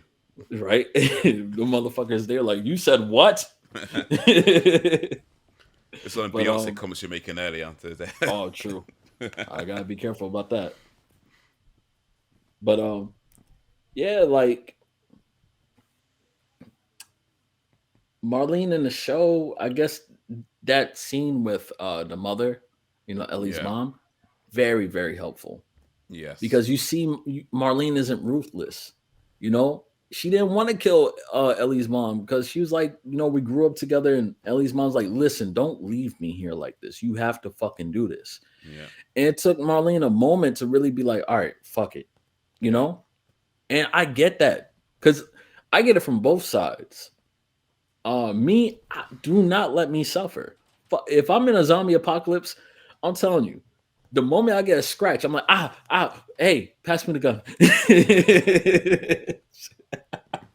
I'm not turning into no fucking zombie. Do not let me turn. Shit. Yeah. But It's on the flip yeah. side, if you were to ask me to kill somebody that I grew up with, right? Yeah. I'm gonna hesitate like a motherfucker because all those thoughts will go through your head. You That's know, your friend. is Yeah. it actually going to happen? You know, maybe you won't turn. You might not turn. Let's wait till we get to that point. And it's like, I don't want to get to that point. So for that brief moment where she's hesitating and everything, Hmm. it was like, damn. And now you also get a bigger perspective on where she's coming from, more than what she just says. You know, I raised this girl, or whatever. It's more than that. You know, it's like I grew up with her mom. You know, I made a promise to, you know, how you think I feel? Motherfucker, you only had her for who knows how long. Yeah. Like a few months, I guess. Or Like, story time thing was it's over yeah, for like a 3 4 month period. But yeah, yeah, Marlene's been watching her whole life. I mean, guess technically hasn't been there because she wasn't around, but she put her in a place and was keeping tabs on her and making sure she was okay and everything else. yeah. And so she's not new to this. She's true to this. Hmm. You just got here, Joel. So if What are you talking Marlene is about? making that decision, it's like way more hard than for Joel. And I had this Mm, honestly, even though the game didn't really go too much into it, as far as I remember, I had that same perspective for her in the fucking game. I was like, Joel, you just met this girl. Like, yeah. cut it out. Like, you better not. Like, I would be pissed. That's why when listen, that's why when Abbie did what she did, I was like, yeah, motherfucker. with a golf ball, golf club. Oof, When Tiger Woods on that oof. motherfucker. You know what I mean? Four. Oof.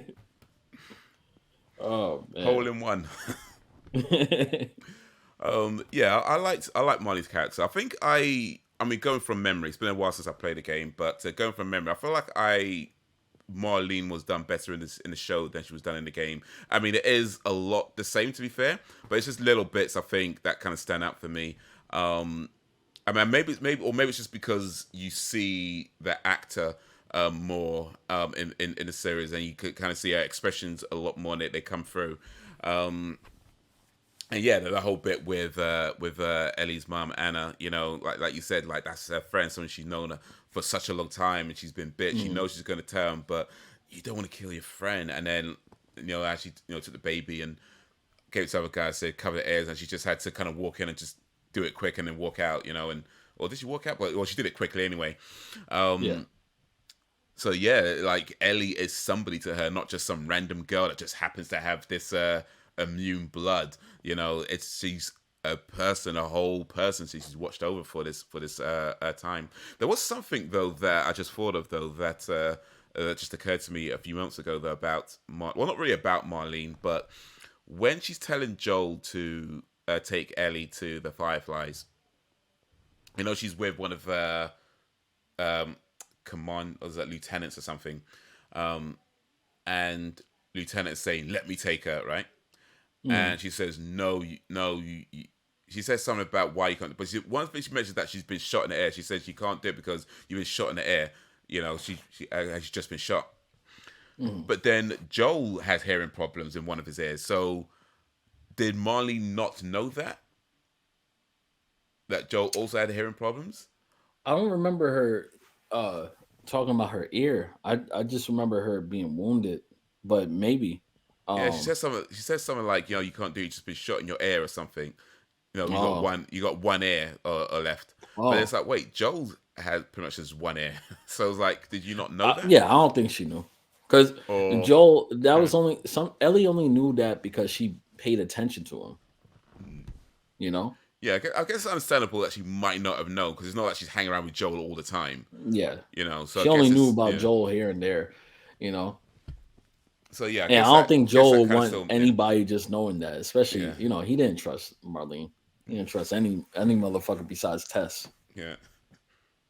One thing about the Joel, actually, I'm gonna come back to Joel a little bit. Actually, one thing about Joel between him in the series and him in the game is that I noticed, and perhaps you noticed this too, is that they made him in a series a little bit less, well, more than a little bit less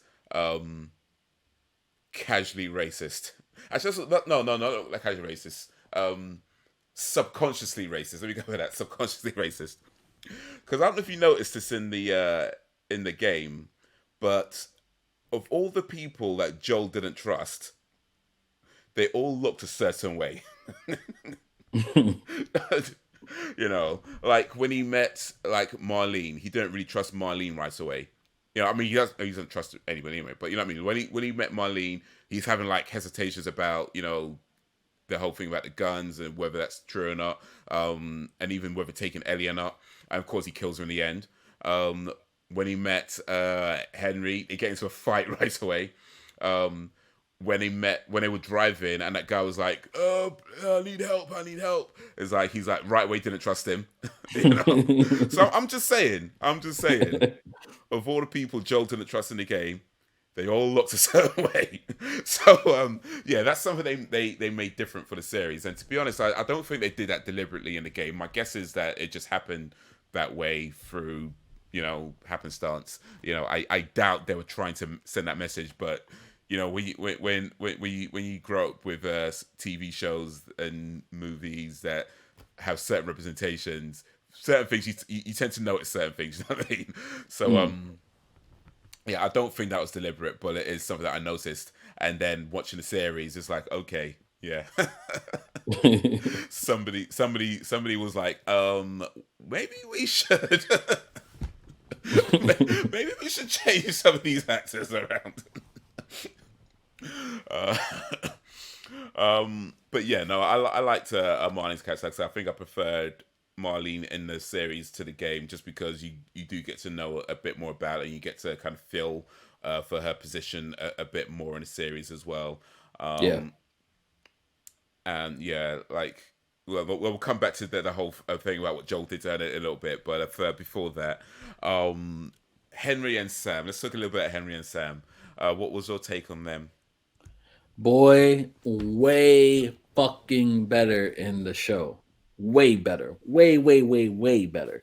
I felt no sympathy whatsoever in the game for whatever reason. I don't remember. I all I remember is when Sam uh no, no, not Sam.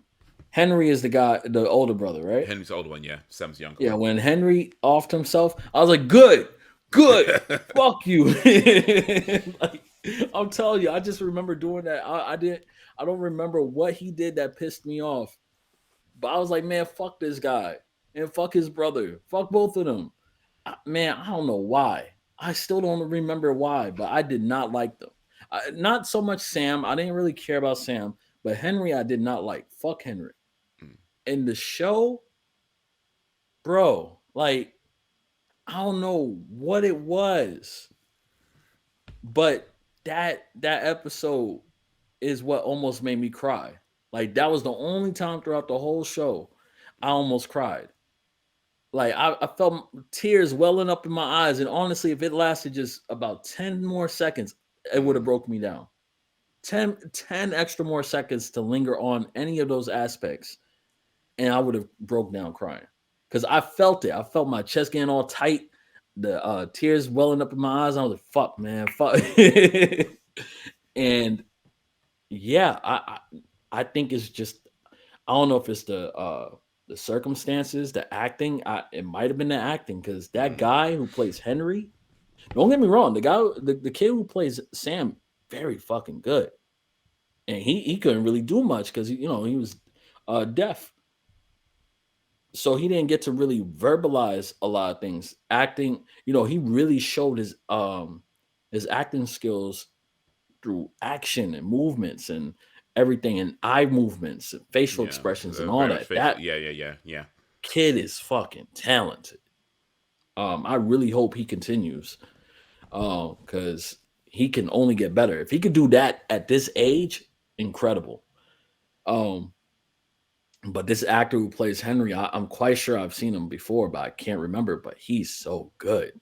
Uh, Man, you know who he looks like? And I thought it was him, but it's not.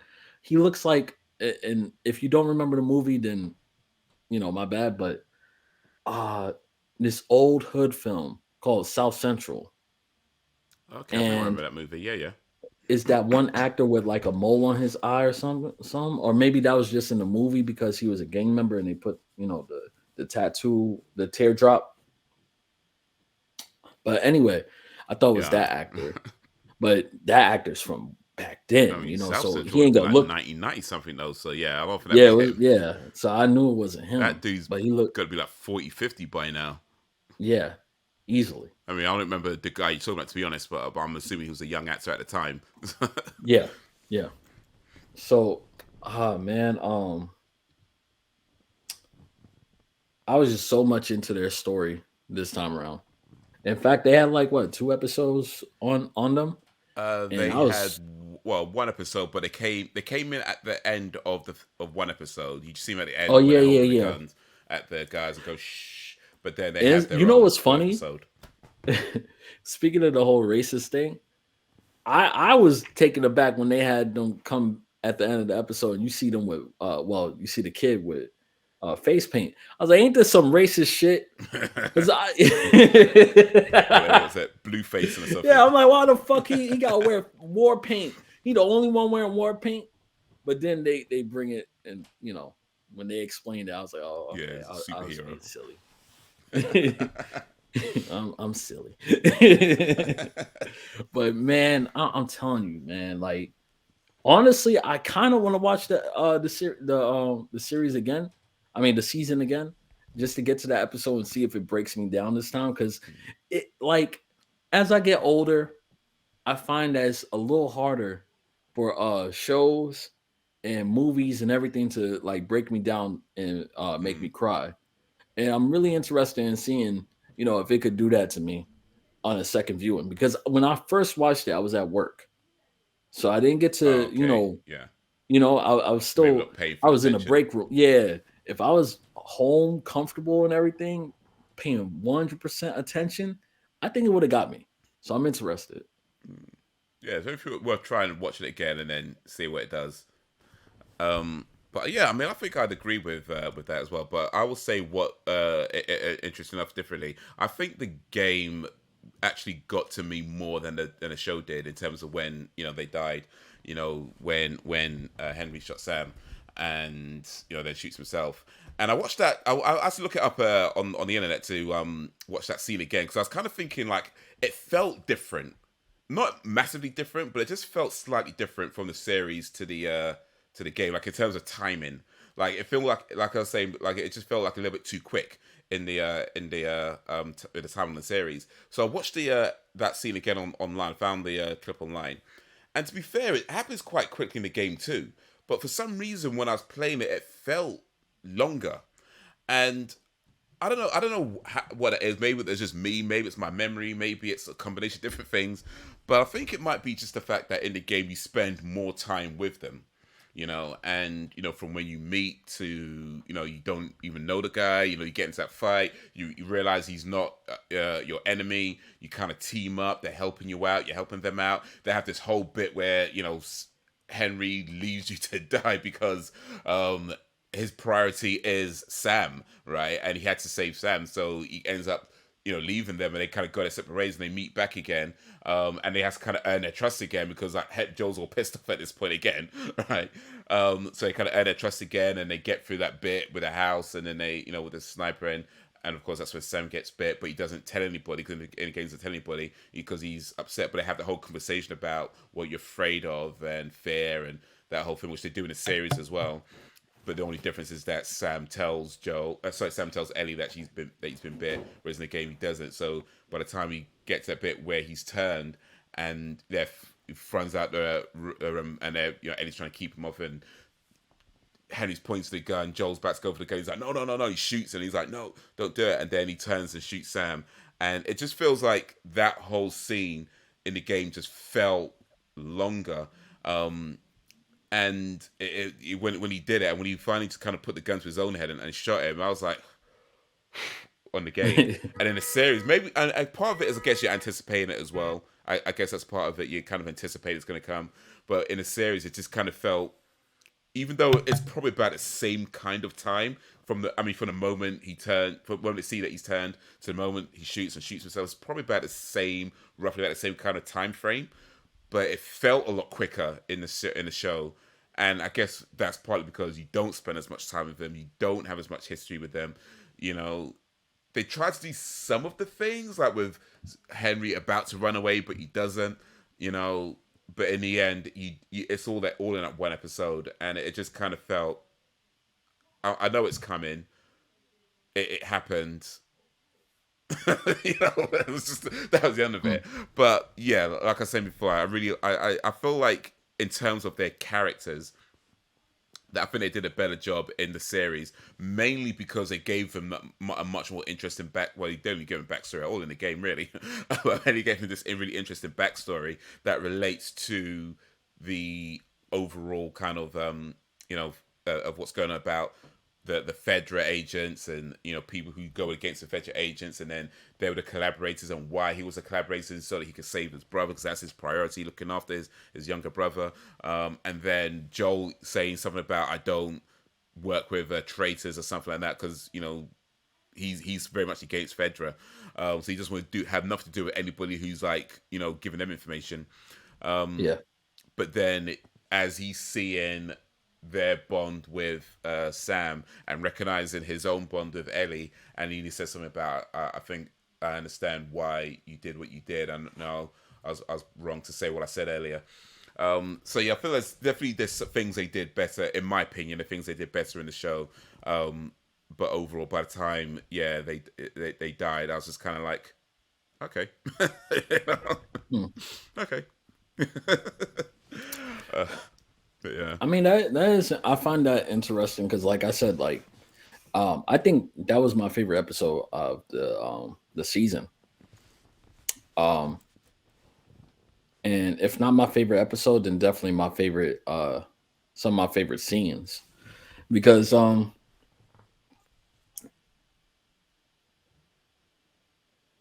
sorry, these assholes are acting stupid outside. um, but yeah, I didn't find that it lasted any longer in the game. If it did, I just don't really remember. I just felt this disconnect with the game. You know, I felt like the game wanted me to feel something, and I felt nothing. I was like, "Fuck them, let's go." Good, Ellie, you bit? No, all right, good, let's go. Even if you were a bit, you'll be all right. Come on,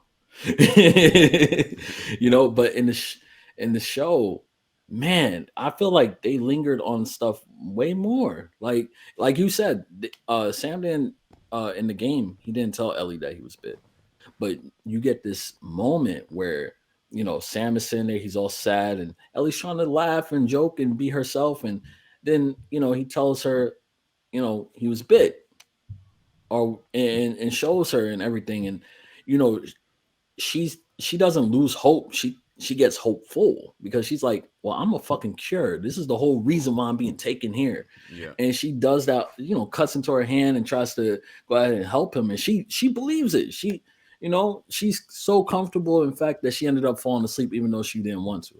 Mm. You know? And then he's like, you get to see him, he's on the edge of the bed. I mean, even though you know what's gonna happen, it's like what's heartbreaking is that doesn't cross her mind at all.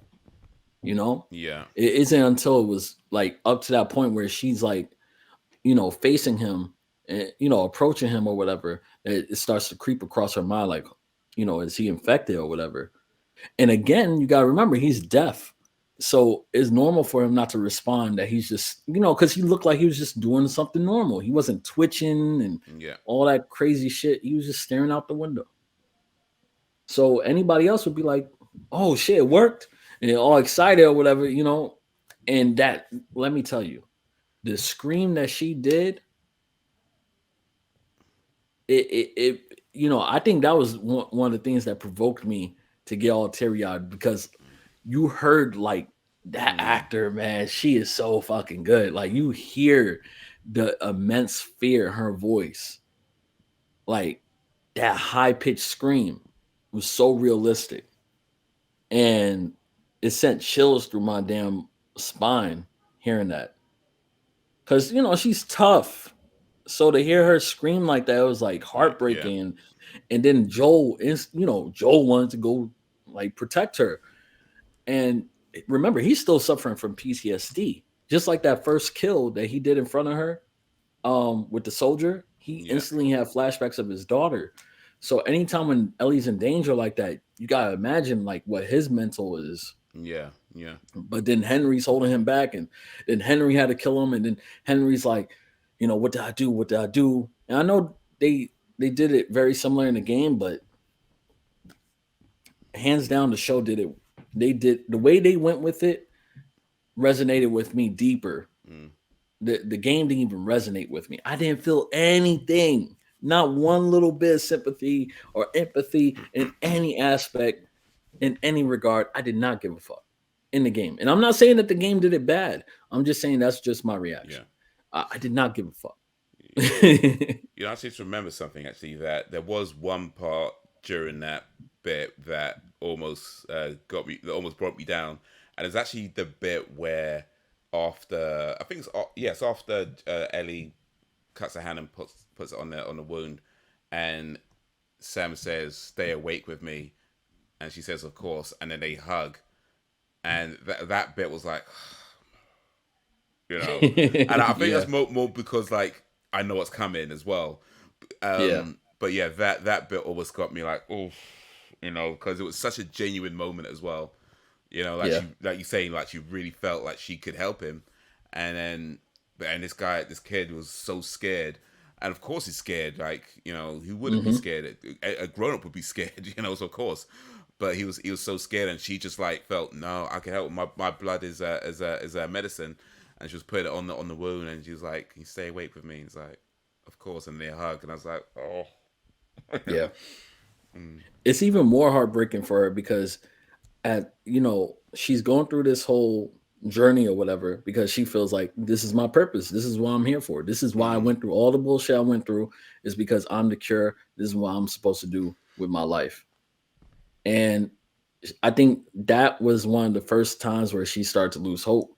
And she was yes, like, yeah. well, shit, is this even going to happen? Like, is this even going to work? So I think that's a good segue into the last thing I want to talk about with you. Um, the last thing I want to talk about with no, I kind of get. I'm trying to get a Last of Us reference in there. Never mind. Anyway, the last thing I want to talk about, which is, did Joel do the right thing? Now, of course, I know loads of different people have loads of different opinions on it, and I guess in the end there is no right or wrong answer. But what did you think in terms of, do you think it's understandable? Do you think it's just completely wrong and nothing can explain it? Or what's your thoughts and feelings on Joel taking Ellie off the table, um, potentially damning, the uh, the uh, um, the human race? Um, what's your thoughts on that? Listen, I think there is a right or wrong answer. I think Okay. Joel was wrong. And I mean, you could go ahead and agree or disagree, but Joel was wrong. Joel shouldn't have done that. Because at the end of the day, these guys weren't bad guys. They were just, and they weren't even a necessary evil. They were doing something that they needed to do to go ahead and save millions of lives, for one. And if Ellie had the choice in the matter, I think she would have went through with it, Yeah.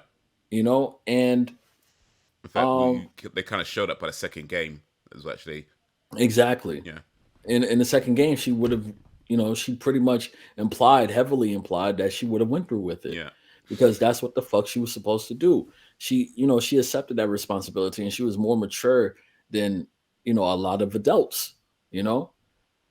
Joel couldn't get over his, failure to protect his own daughter and let go of the bond that he finally had, pretty much similar to, and which is why I feel like, honestly, now that I think about it, I feel like that could be one of the reasons why Bill and Frank's revision could be essential because it shows you that Bill was not ready to let go.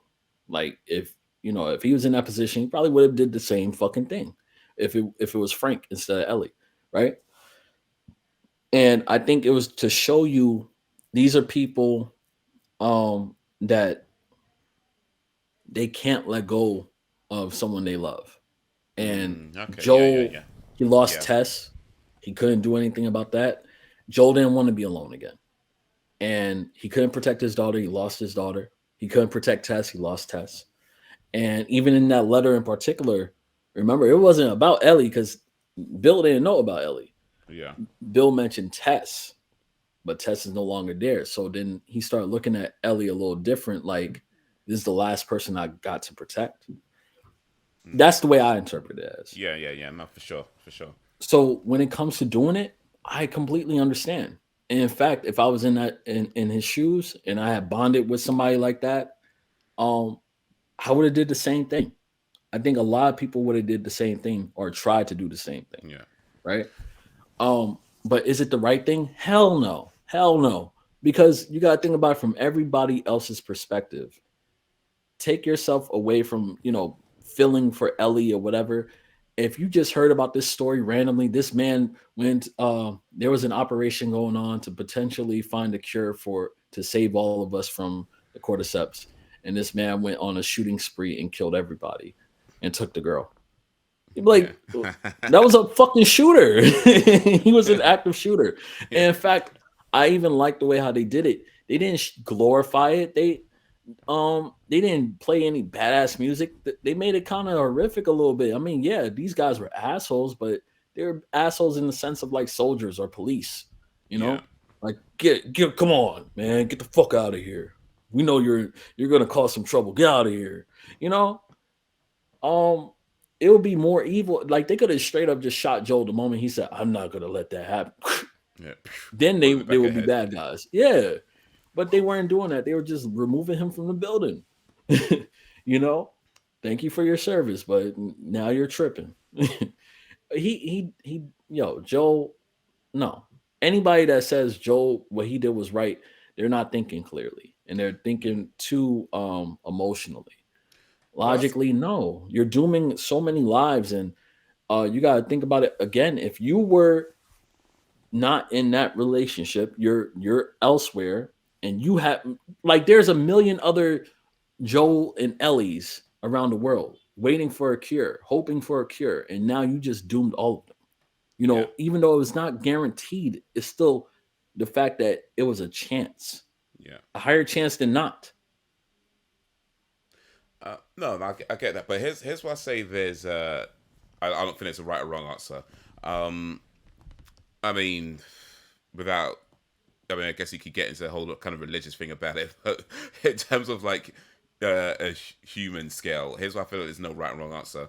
Um, and kind of like what you said about the emotion versus logic.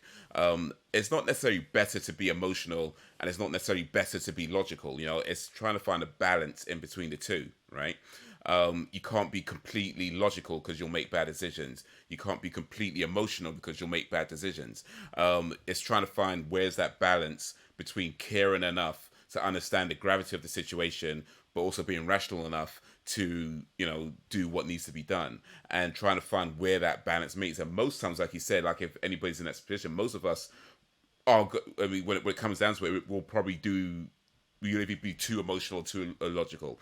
In this case, in the series, Joel was way more emotional. He operated out of a fear of losing somebody, out of his own desire to keep that person around him, even though the rest of the world could potentially burn for it. Was that the right choice? Was it a wrong choice? Now, from his perspective, of course, he's doing the right thing because he's saving the girl, and that girl to him. In fact, who was it actually? It was actually Troy Baker, I think, that said this. The voice actor for Joel in the series, in the game. He said that to Joel, Ellie is his world. So as far as he's concerned, he's saving his world, right? Of course, Mm. from an outside perspective, it's like what the rest of us live in this world, all right? And what about us? You've potentially damned all of us, so you can have that. So yeah, from our perspective, from an outside perspective, it's very much clear he did the wrong thing because we don't have a cure, and for us, we know Ellie is the only one who's immune. He clearly lied about the other being kids, or at least in that context. I mean, we don't know if there are other kids or not. There could possibly very well be. In fact, there probably is in the world, right? But as far as this situation goes, Ellie was the only one. So that's what we know. Um, so yeah, and he's potentially damned it. So yeah, from the outside perspective, he's killed us. he's or not killed us, but he's doomed us to a life of looking out for infected and things like that. But then we dialed it back a little bit. There was no guarantee it could work, right? He could be putting somebody's life on the line. Well, not even life on the killing, ending somebody's life for something that might not work.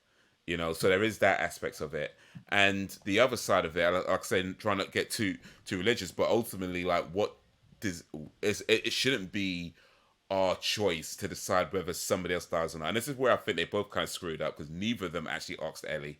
Um, they both were going to go along with it. They were just going to go along with it without asking her. Just so, oh, she is what she would want. And yeah, we know that's what she'd want. They made that clear in the second game.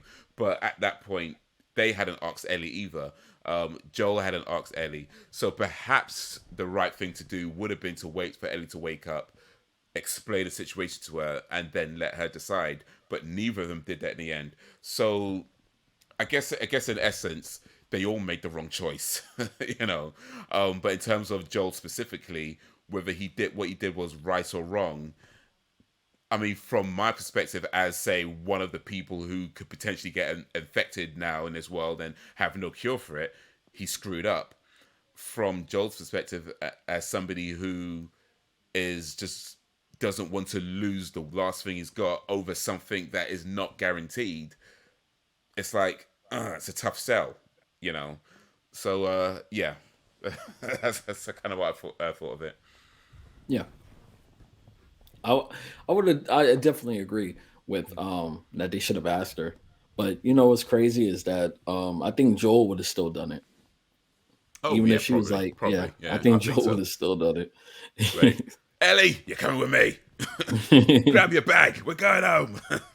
But it would have been interesting to hear like the excuse, like, cordyceps broken, started Hmm. killing, and I tried, but they killed the doctors, and I can't operate. Yeah, man, I tried, but hey, but I would say that, I mean, the way they did it, of course, it makes for a great TV show when you have these kind of moments where people either make bad choices or very questionable choices, and you're kind of left kind of just thinking about what would I do in that situation? Would I sacrifice my daughter to potentially save the world, or would I do what Joel did and just like kill everybody and lie to her afterwards? Because I mean, it's like I say, it's a tough sell. But one thing I did like about what they did with the series, and they did the same thing in the game as well. I think you mentioned it earlier, is that when Ellie asks Joel about swear to me, everything you said there is what happened, and because Yeah, and she talks about Riley and how she felt like her life needs to mean something. They do the same thing in the game as they did in the series when Joel says, "I swear, I'm telling you the truth," and yeah, Ellie looks almost back at him. verbatim. Um, Ellie looks back at him and she says, "Okay." And in that moment, it's like I know I know Ellie knows that he's lying. You know what I mean? Like they don't say it, they don't dwell on it, they don't mention anything, but it's all in the face, it's all in her eyes, it's all in her voice. Ellie knows he's lying, and I felt the same way when I saw it in the game as I did when I watched this show. Ellie knows he's lying. She's not saying it right now, but she knows he's lying. Um, and of course, by the time the second game comes out, you realize that's something that's been on her mind for a long time, as whether he lied or not, and what affected their relationship in the sort of 7 years between the first game and the second game. And it became more and more distant by the time the second game's out. And it's like, yeah, I get it. She Yeah, knew he was lying, all that. She just couldn't prove it, and maybe perhaps didn't want to prove it, but something told her that he was lying, and that affected their relationship going forward. So that's another thing as well. You know, you can save the girl, but at what cost? You know. yeah. But if I remember correctly, I don't even think he had any regrets.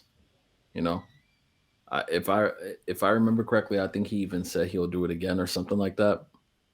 In the But Yeah, I think in the second game, yeah, yeah, yeah, in the second game, because in the yeah, first I game, think I yeah, think so. Yeah, that sounds familiar. I mean, again, it's been a while, so perhaps I'm sure my memory's fading a little bit. Some of the minor, not minor, but some of the details. But yeah, I believe that is something that's in the game, where he just says something like, if I had the chance to do it again, do it all over again, I won't do nothing different. I think he says yeah, stuff like that. yeah. What's Somebody could crazy correct is me if that I'm wrong in the I'm thinking comments. about the Hit me up the on Twitter. second game, and the second game is so fucking long. Like so, it's long to the point where I'm like, it kind of took away points in my like I took away points from it because every time when I thought, okay, this is the end, this is the end, this is the end, it just kept going and going. I remember Nope. I was up to like 5, 6 in the morning one time because I was determined to just finish the damn Mhm. game because I was tired of it. Not tired of it like, oh, this game is annoying. I was tired of feeling like I'm running and running and getting nowhere. Mhm. I'm ready to get to that damn house. Okay. It's been a long time coming. And Yeah. I I mean, got to the last section, where they're in like when they run into the dude that hangs her upside down, oh if yeah, you yeah, know what yeah, I'm yeah. yeah. The Ravers, the Roger, yeah, Yeah, those guys, yeah, those yeah. motherfuckers. Oh my god. I got up to that like 4 or 5, no, 5 or 6 in the morning, and I was like, "Oh my god, bro, just fucking end."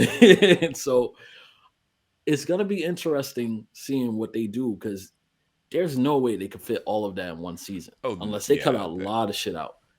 I mean, So, yeah, the second game is a lot longer than the first game to memory, and like you said, I mean, I didn't mind the length so much. That being said, it probably could have benefited by being a bit shorter, just so because especially when you're practically playing the game twice, you know, yeah, at one point you play it with Abbie, you play it as Ellie. Not exactly the same game, I know, but you know, you go to a lot of the same kind of areas.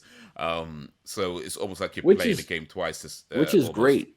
I like that. Oh no, it But works. It works, but once they got to a certain point where like it was almost like post credit scenes, but you're actually playing. It was like you're playing the first half of the third fucking game. That's what it felt like for me, mm, and that's when I started to get exhausted. Of you, course, for anybody, you could just stop playing the game, take a break. But it's like when you're in that you don't mode wanna. and you're like, You I don't don't wanna. want to take a break from this. I want to finish this I wanna because keep if I going, take a ma. break, you know, I might end up getting over it. I might go ahead and take a longer break than usual. And then when I go to play it again, I'm getting my ass kicked because I don't remember how to play. Yeah, It's happened plenty of times before. So, for certain people, at least for me, speaking for me, yeah, I have to finish the game. yeah. Like, No, I let me get just that. finish it I because if get I that. take a break, if I get fucked up, leave it alone. That's what I did with Skyrim. That's what I did with The Witcher 3. I mean, I'm not doing it with The Last of Us because I really was digging. I was digging. What is it? The Last of Us 2. Because I like real. I like realistic shit, realistic expectations. Because we always get the hero wins, the hero wins, the hero wins. Yeah, But Abbie was like, "Fuck you."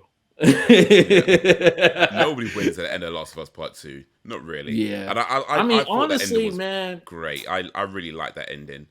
I mean, I didn't like it. It's not a nice ending, I had but gripes I with liked it. it in terms of like an as from an artistic point of view because like it made a whole lot of sense from everything they go through. It wasn't a happy ending, and sometimes you need something that doesn't give you a happy ending. Sometimes you need something that lets you sit in the results of the decisions you made, and that's what that game did. It didn't, you know, Addie didn't go home and live happily ever after with Dana and the baby. You know, she goes home and Dana is not there like she said she wouldn't be. Dana was like, you know, not Dana, sorry, Dina, excuse me. Dina wasn't there. She said she wasn't going to be. She was like, you know what? If you go, I'm leaving because her priority is the son. You know, so Mhm. like there are consequences, and that's part of the consequences. She loses a finger.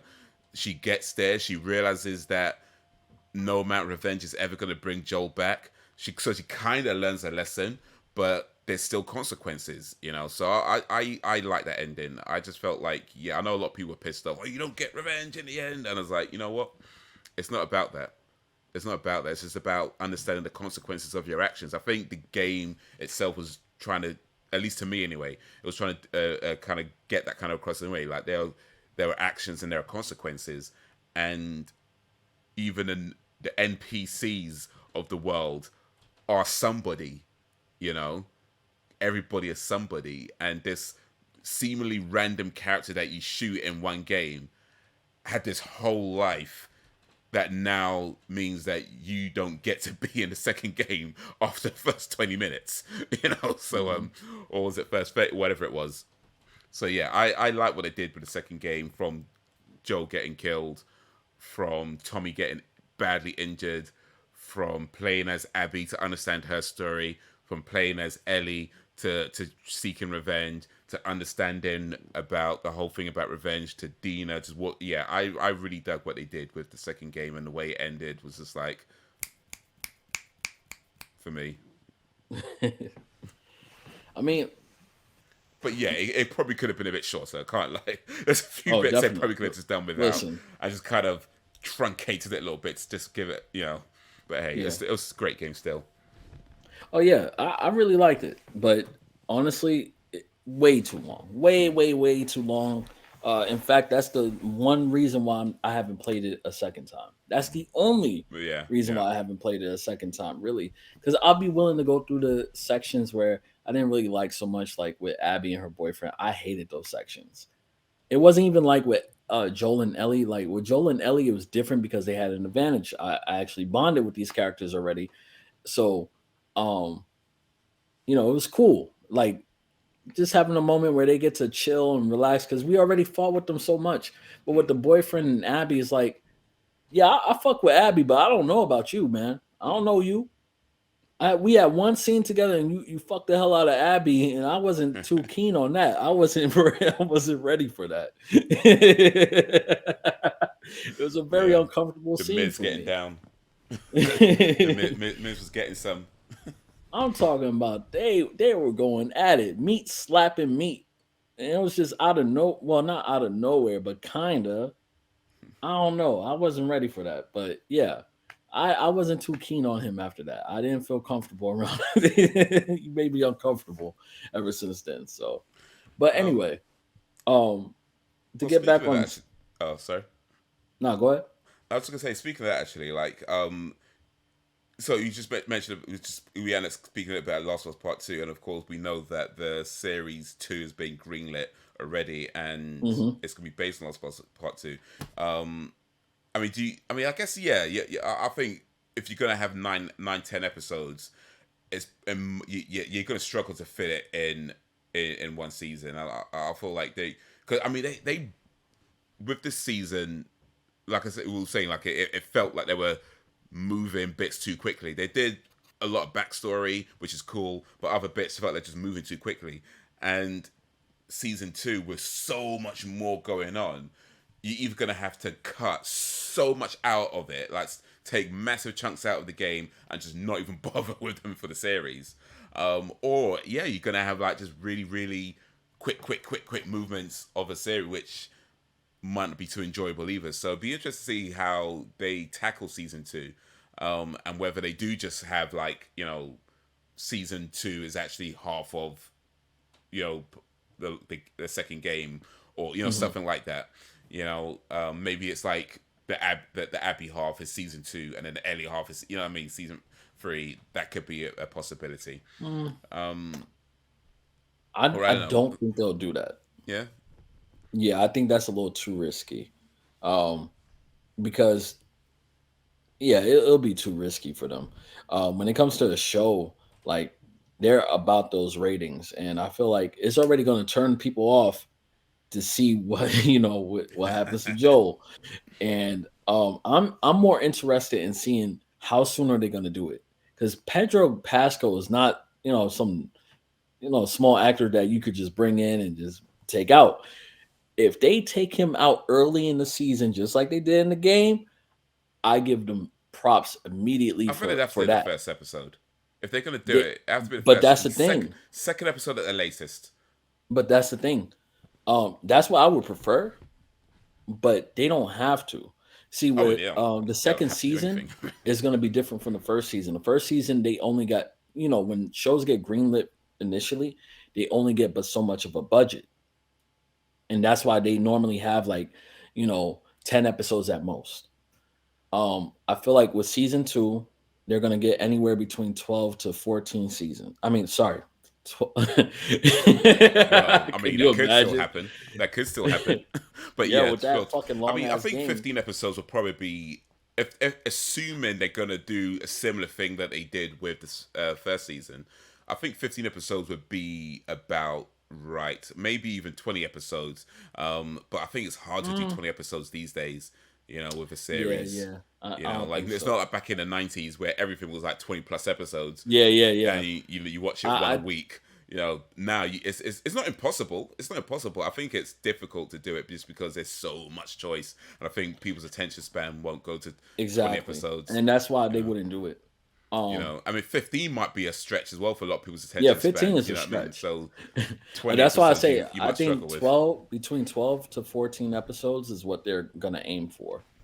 And I'm just very interested in how they're going to do it. They could do it numerous ways. They could come up with new stories. They could stretch it out. They could even come up with, a new way to approach Abbie, like they did with Bill and Frank. They could do that for Abbie. They could go start the season off showing her background, and then by the end of that season, show Joel's death. They could easily do it in so many ways, but what I would prefer is do it brutal, just like we did before. First, second episode, Joel's dead, you know, and then we could go into all. I prefer, but like I said earlier, that whole change that they could have done in the game that would have been better between Ellie and Abbie meeting together instead of Joel and Abbie Yeah. meeting first. I feel that's beneficial. They need to do I think that that instead. yeah, I think stuff like that though, because like especially if it's a case where Ellie and Abbie are friends initially, and then you have some trust building with Abbie because you kind of like her, and then you find out that you inadvertently helped Abbie kill Joel, Yeah. like something like that would be like gut wrenching, Yeah. So And that then yeah. it even builds even more on the motivation and understanding on Ellie's revenge because Mm, it's not just revenge, it's guilt. I mean, she was dealing with that in the game too, but that guilt would be even stronger knowing I brought this girl in, I brought yeah, this girl here. yeah, And in the back of her mind, she could even be tormented with the idea of like, did I do this subconsciously almost like because I didn't talk to him. I was so angry with him. It could be numerous things that goes through your head when you're in a traumatic situation like that. And I feel like that excuse me. I feel like that actor, she can really explore those emotions and those theories and everything.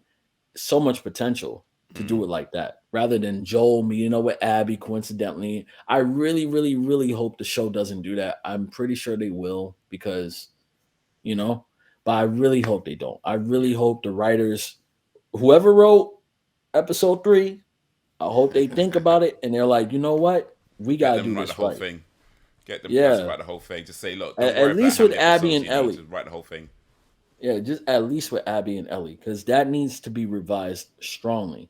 I like the confrontations. In the game, I like the confrontations. I like the fact that when you fight against Ellie, she's doing all the fucking tricks that you could do when you were playing as her, and you have to figure out how to get the upper hand on her ass. I love Mm. that.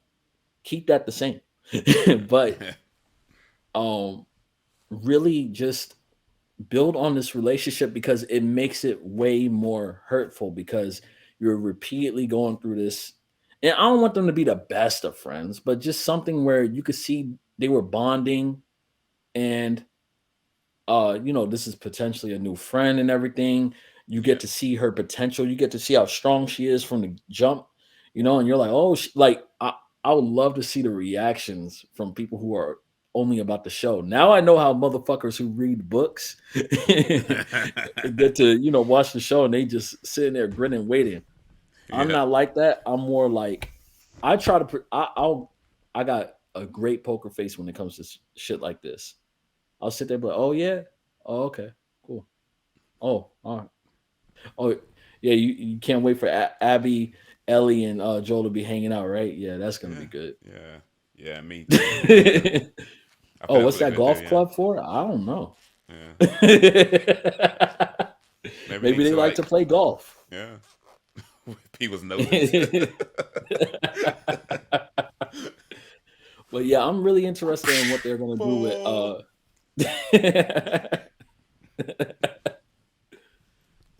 like, damn, look at Joel go. Yeah. But yeah, I'm really interested in seeing what they do.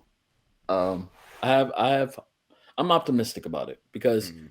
they did improvements from the game, in my opinion, when it came to the story, at least. Yeah. And as far as the time constraints, I get it because like a lot of shows, they always start out with those, like Breaking Bad. Breaking Bad. I don't know if you watched that, Yeah, yeah, but yeah. It had like yeah, yeah, because the first season eight was like episodes. 8 episodes, and then it went like 15, I think, or ran about there Hmm. for the rest of it. Yeah, so that's the norm. It's been the norm for shows for a very long time now. Uh, So yeah, I have high potential. I mean, high optimism about season 2. I'm looking forward to it, and I just hope they do Abby justice. I hope they write the story better indeed, as far indeed. as like the relationship between those two and what leads up to Joel. Yeah, yeah. I think if the same people are involved, I think they could pull off an amazing second season. Or Yeah, even if it's not the same people involved, I'm sure they can find good people to write or direct and stuff like that. yeah, But yeah, I mean, I would say in terms of how how the first season was done for the most part, yeah, it was fine. My main gripe or my main one gripe is just that parts of it felt was moved too quickly. If they can get more time, like you say, if they could get, 12, 13, 15, 14 episodes for the second season, I'm not sure that's going to be enough for part two. But if they can get more time or more episodes, I then I think easily that could be see a them good thing. breaking up part two into multiple seasons because that game is way too long. It really is. Yeah. But if they do break it up into multiple seasons, it may not be a good idea to do the, like I say. I know I mentioned like Abbie one season, Ellie the other season. Yeah, I'm not sure that would be a good idea. Now I'm thinking about it, just because like I think by the time you get to the end of it, it might be like, well, who like we just got where's Ed, well, what Yeah, yeah. because you In have, fact, it will be a repeat of the game. yeah.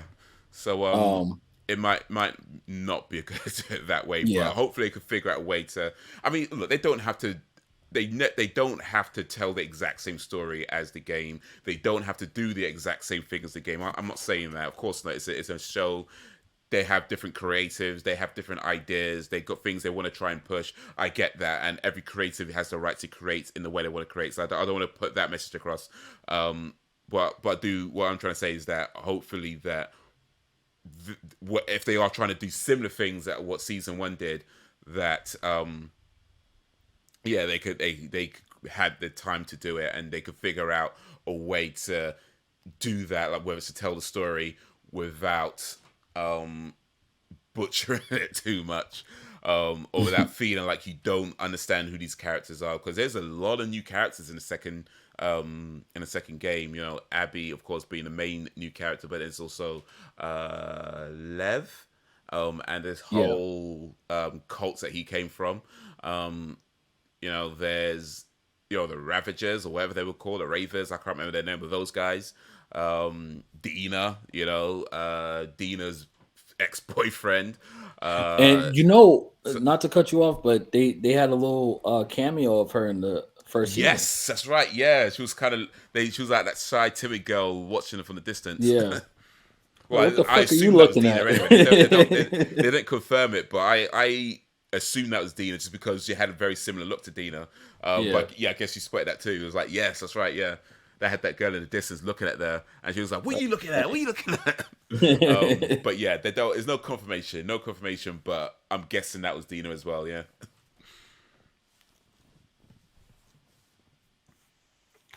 But man, Yeah. I am looking forward to season two. Mm. I hope whoever they get to play Abbie is Brawlic.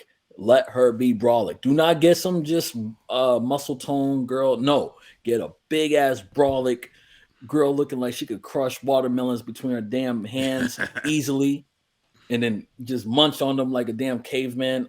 I want Brawlic as Abbie because when we first saw Abbie, Abbie was like, oh my god. Yeah, she Damn. was. Yo, I'm talking about this girl looked like fucking Hulk Hogan. No, So yeah, it made sense that she was able to do what she did. yeah. I think Hey, Abbie and Ellie are I mean, I don't think they mention it specifically, but I think they're supposed to be approximately the same age. Um, they are. Yeah. so you're looking at, and I think by game two, I mean, Ellie's what 14 in the first game. I think she's supposed to be 21 because it's like 7 years later, isn't it? So it's like, I mean, they do like a if I remember correctly, they do like a little time skip that makes her a little older. oh, so, Um, okay, yeah. but she But I'm okay, but not she's in entirely her sure how 20s long it's in the been. second game. Yeah. Yeah, what's interesting though, Okay. the actor that plays Ellie in the series, Bella Ramsey, um, they're actually 19 in real life, playing a 14-year-old.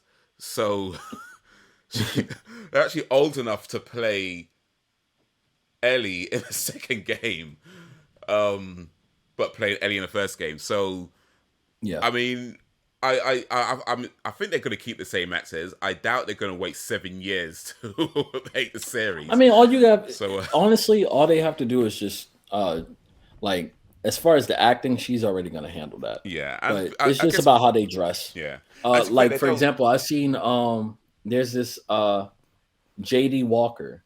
Who's He that? plays he's an actor who played Bodhi in The Wire and Kenny in Oz. And this dude, first off, in The Wire, he played Kenny in season one.